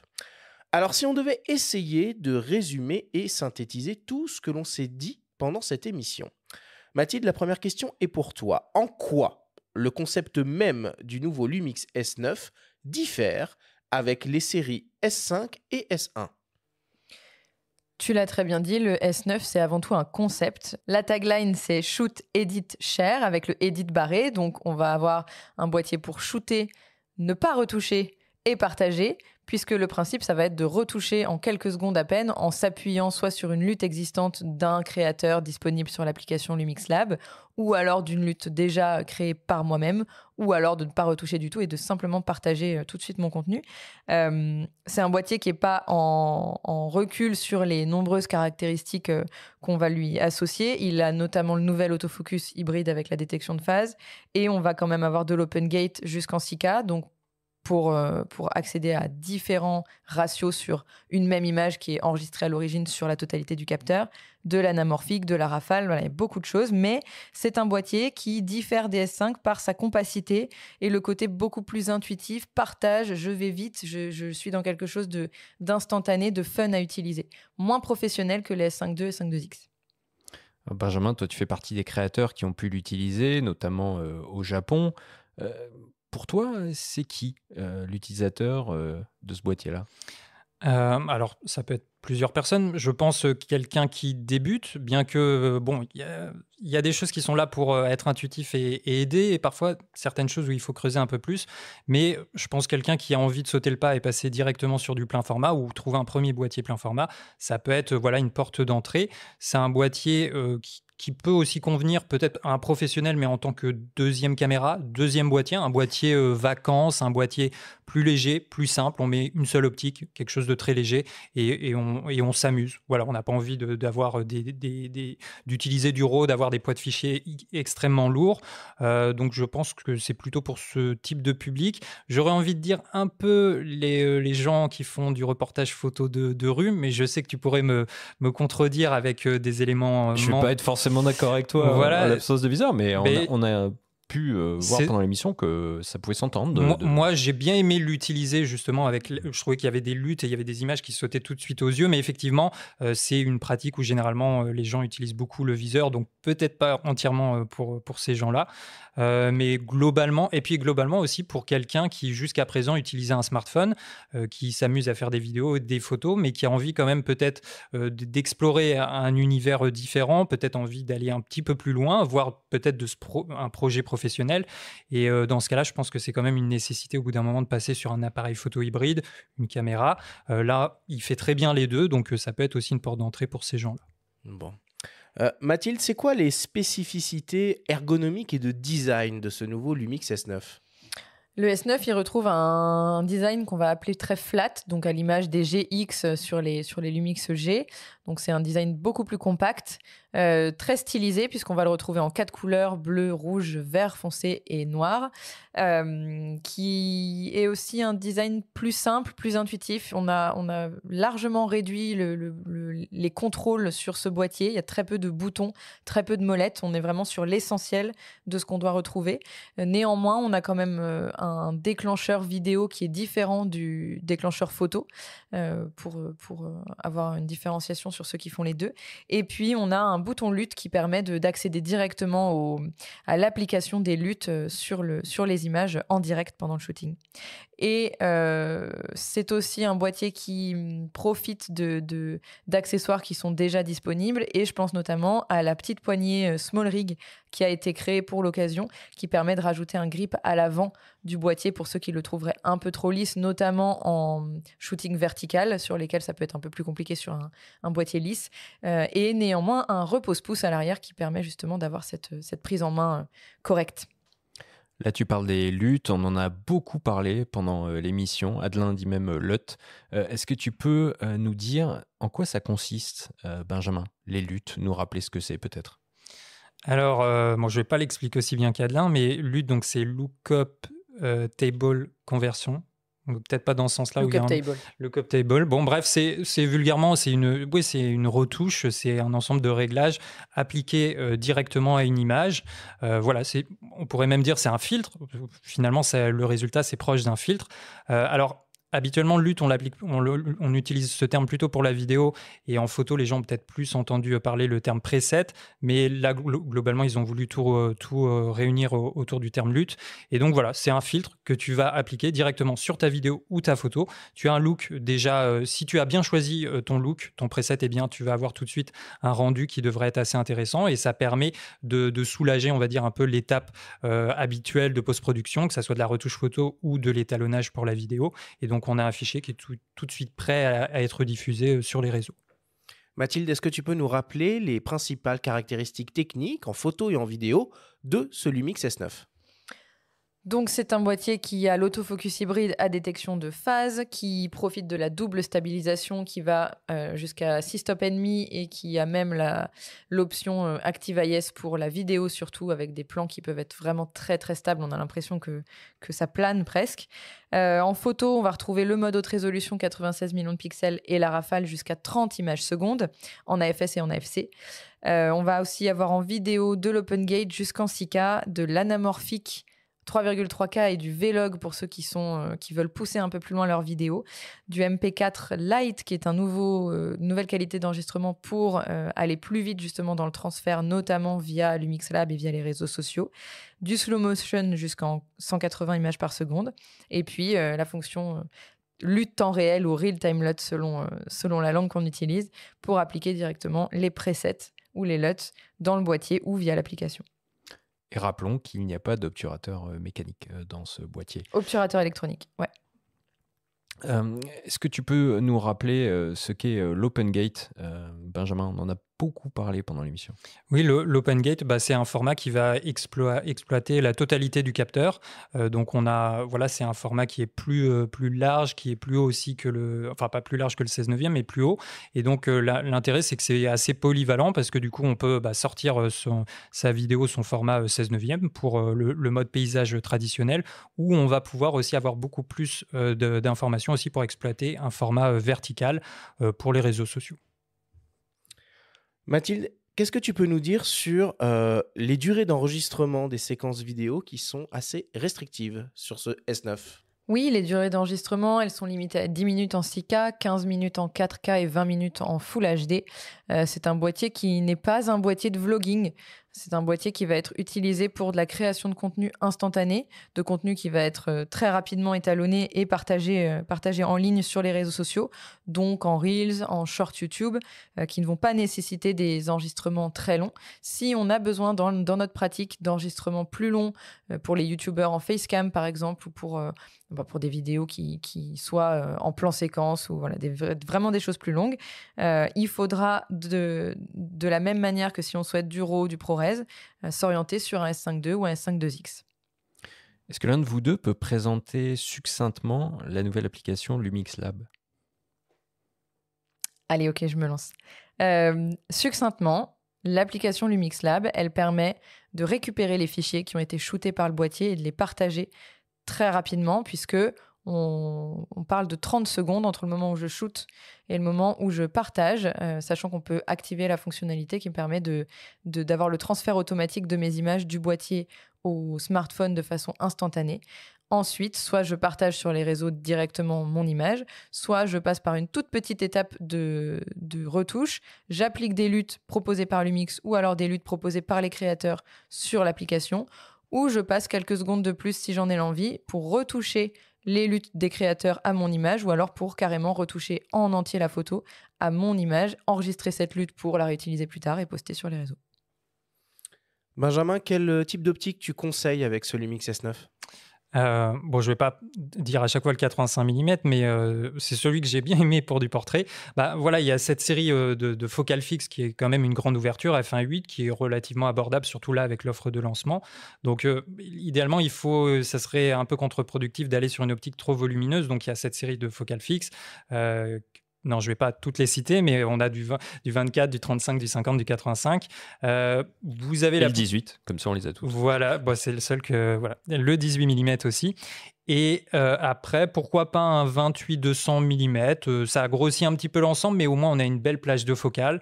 Je pense que l'optique qui arrive, et je n'ai pas retenu le 11-40, 18-40 mm, va être très intéressant. D'ailleurs, moi j'aurais bien aimé...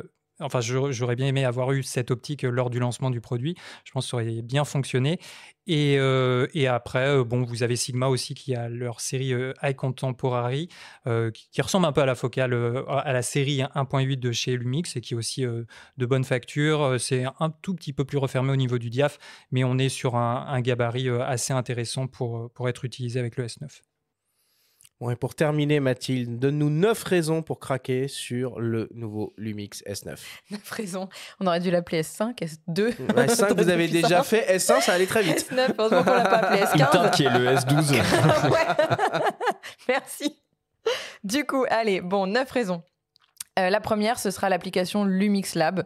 Vraiment, c'est le premier moyen d'utiliser cette application qui sera dans la foulée disponible sur d'autres boîtiers les plus récents chez Lumix. Mais pour moi, c'est le cœur de l'idée qu'il y a derrière ce S9. Comme je l'ai expliqué juste avant, mais voilà, on va avoir une application qui va permettre de retoucher dans les moindres détails une photo et de créer notre style. Non, mais il nous faut 9 raisons, 9 mots-clés. C'est la plus importante. C'est la plus importante. Ensuite, l'Open Gate en 6K, l'autofocus de phase qu'on récupère aussi sur ce boîtier-là, l'ergonomie qui va être ultra intuitive, ultra simple, très peu de boutons, avec le bouton lutte. Quand même de la vidéo qui reste poussée, on a quand même de l'anamorphique, du Vlog dessus. Le MP4 Lite pour avoir un format MP4 beaucoup plus léger pour les réseaux. Le zoom hybride. Ça fait un moment, on en a pas reparlé, on a parlé au début d'émission, pour pouvoir zoomer avec une focale fixe, et pourquoi pas, après tout. Le style, les couleurs, le fait de pouvoir choisir sa couleur. Et j'en suis à combien ? C'est une bonne question, j'aurais 8, dit 7. je crois. Ah oui, 7, 8. Personne n'a compté. Une dernière. Le fait que je crois que c'est un boîtier qui est fait pour les gens qui ont envie d'être créatifs et de créer leur style et de s'amuser et d'avoir quelque chose de fun entre les mains pour créer de l'image. Bon, et rappelle-nous le prix et la disponibilité de cet appareil, s'il te plaît. 1 699 € en boîtier nu, 2 000 € avec la 2060 et 2 500 € avec la 28-200, et le tout disponible en magasin début juillet. C'est parfait. Merci beaucoup pour toutes ces explications.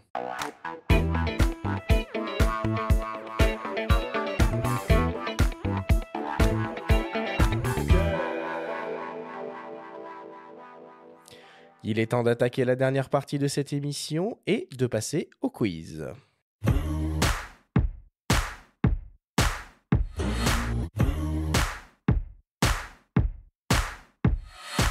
Mathilde, Benjamin, le principe du quiz est très simple. On a reçu des questions de la part de nos auditeurs qu'ils vous ont posées via notre compte Instagram. Nous en avons sélectionné quelques-unes et vous allez avoir seulement 30 secondes et pas une de plus pour tenter d'y répondre le plus clairement possible.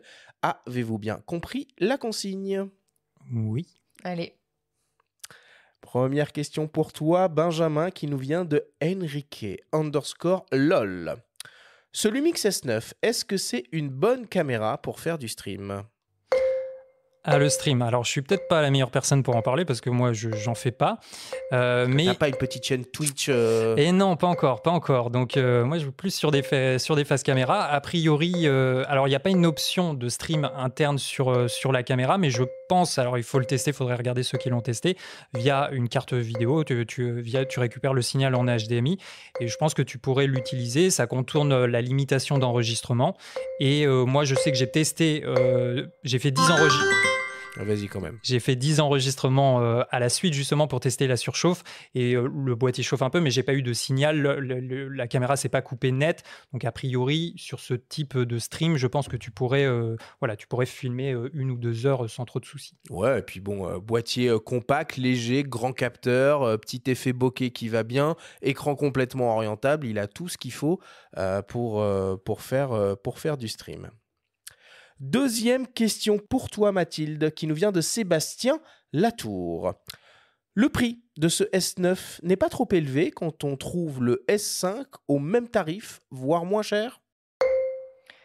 C'est 2 produits différents. Le S5, c'est l'entrée de gamme des S5 Mark II, S5 Mark II X, donc on va se retrouver plus sur des fonctionnalités vidéo professionnelles qui vont permettre de répondre à la majorité des experts qui veulent aller plus loin dans la vidéo. Le S9, il va s'adresser à quelqu'un qui veut faire de l'image facilement, intuitivement. Et puis, il y a quand même une différence, c'est que le S9, il récupère l'autofocus à détection de phase que n'avait pas le S5 à l'époque en 2020. C'est vrai. On continue toujours avec toi, Mathilde, avec une question qui nous vient de Mr. Mo. Est-ce qu'une bague elle monte vers micro 4/3 pourrait être envisagée ? C'est pas con comme idée. Alors, c'est pas bête, mais le problème des adaptations de différentes montures, c'est le tirage mécanique qui est en l'occurrence différent sur les L-mount et les micro 4 tiers, puisque, alors rapidement, le tirage mécanique, c'est la distance entre le capteur et le bord de la monture, qui est plus profond sur la L-mount, sur la monture L des pleins formats, que sur le micro 4 tiers. Ouais, Donc ok. ça ne pourra jamais exister, malheureusement. Physiquement, c'est pas possible, dans un sens ou dans l'autre. J'attends la fin du problème. Pourtant, ça pourrait être très très cool pour les personnes qui utilisent les deux systèmes, là, de pouvoir Eh switcher oui. comme ça. J'avais mais, dit, les deux systèmes sont très complémentaires, utilisés l'un à côté de l'autre. Mm.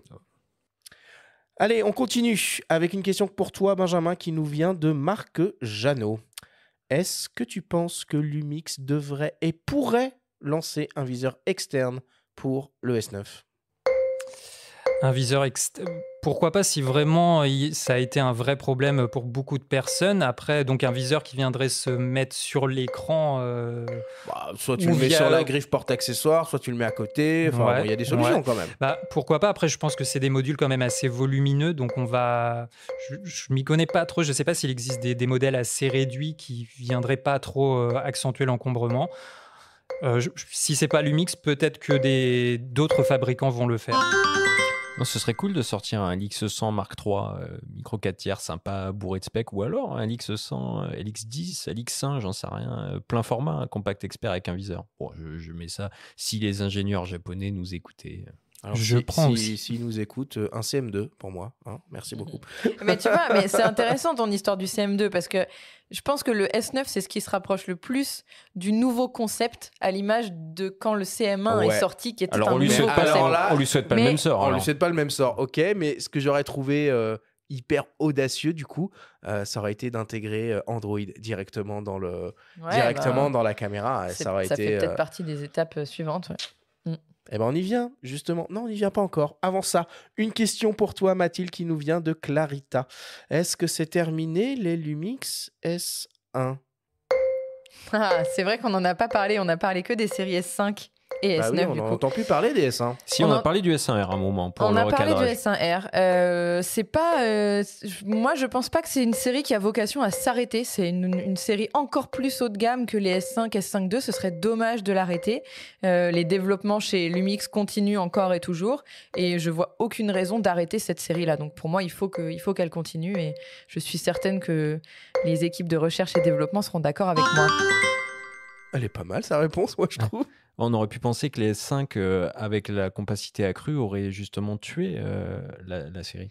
Bah non, parce que à la manière du S9 qui a une cible différente du S5, je pense que les S1 ont encore des utilisateurs qui ont besoin d'un boîtier qui tient vraiment bien dans la main et surtout qui a les fonctionnalités qu'avaient des boîtiers aussi haut de gamme. Après, rien n'empêche d'avoir des futurs S1 de la série S1 qu'on peut imaginer de la même taille qu'un S5 II. Hein. Les évolutions feraient que je vois pas pourquoi ce serait pas possible. Ah bah ça, c'est... Moi, je prends. Ça, ce serait magique. Hein. Ouais, moi aussi, je prendrais. Et pour terminer, une question de mes soins, une question qui tue. Question adressée à tous les deux, Mathilde et Benjamin. Quelles devraient être, selon vous, les futures fonctionnalités game changer de l'application Lumix Lab ? Benjamin, pour commencer. C'est une bonne question. Ah bah, moi, j'aimerais bien qu'on puisse charger l'euro, importer l'euro. Tu peux l'importer, mais on ne peut pas le lire. Donc, j'aimerais bien pouvoir créer une lutte sur un fichier RAW pour avoir vraiment un fichier neutre de base, sans aucun look déjà dessus. Voilà.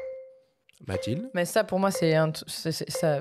Enfin, je vois pas pourquoi ça viendrait pas. Ça peut venir par mise à jour et je vois pas pourquoi ça ne viendrait Ouais, pas. soyons plus foufous là, dans les délires. Là. Moi, je dirais. Bah alors, l'idée de communauté Lumix avec les utilisateurs qui peuvent partager leur lutte aussi sur cette même application, je trouverais ça génial. De l'open source, en Et quelque je sorte. crois que c'est de l'open source, exactement. Et je crois que c'est en réflexion côté ingénierie. Donc ça, ce serait une très bonne chose. Et peut-être l'autre chose que je verrais, parce qu'on parle de partage sur les réseaux sociaux, en termes de vidéo, manque encore la partie montage vidéo Ouais. qu'on a aujourd'hui avec CapCut, par exemple. Voilà, on pourrait imaginer encore des fonctionnalités CapCut à rajouter sur Lumix Lab. Et là, ce serait super top. Allez, parfait, merci beaucoup.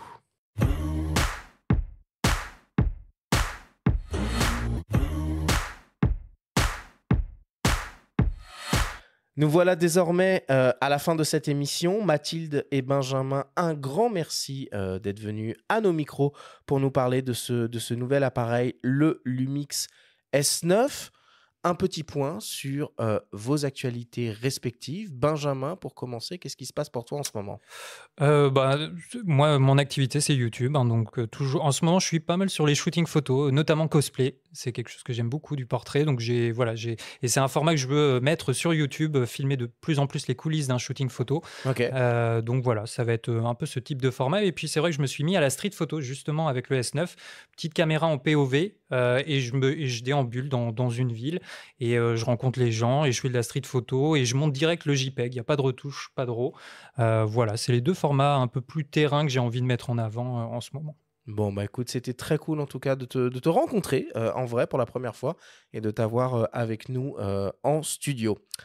Mathilde, l'actualité Lumix, ça ne s'arrête jamais. Outre ce S9, qu'est-ce que tu peux nous raconter ?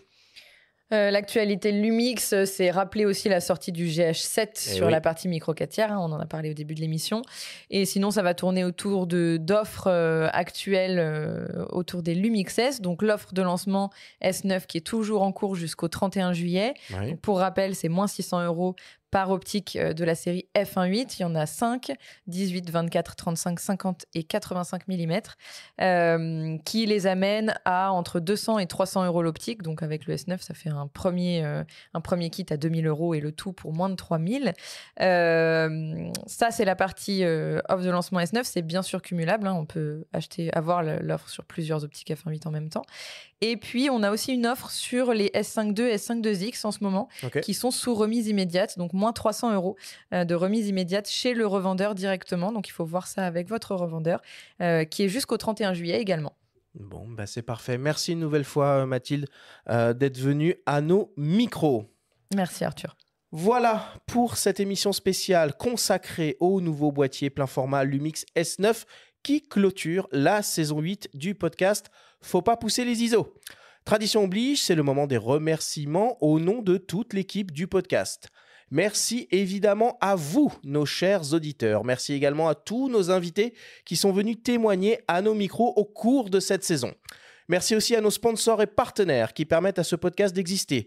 Pour cette saison, nous remercions Canon, Digitaccess, Fujifilm, IPLN.fr, Lumix, MPB, Nikon, OM System Digital Solutions, Photo d'Enfer, Photographe du Monde, Fox, SanDisk, Shimoda, Sigma, Sony, Think Tank et Whitewall. Merci à toi, Benjamin. Toujours un plaisir d'animer ces émissions avec toi. Et merci évidemment à Vincent, le producteur de ce podcast. Nous vous souhaitons à tous et toutes un très bon été et on vous donne rendez-vous dès le mois de septembre pour découvrir la saison 9 du podcast Faut pas pousser les ISO.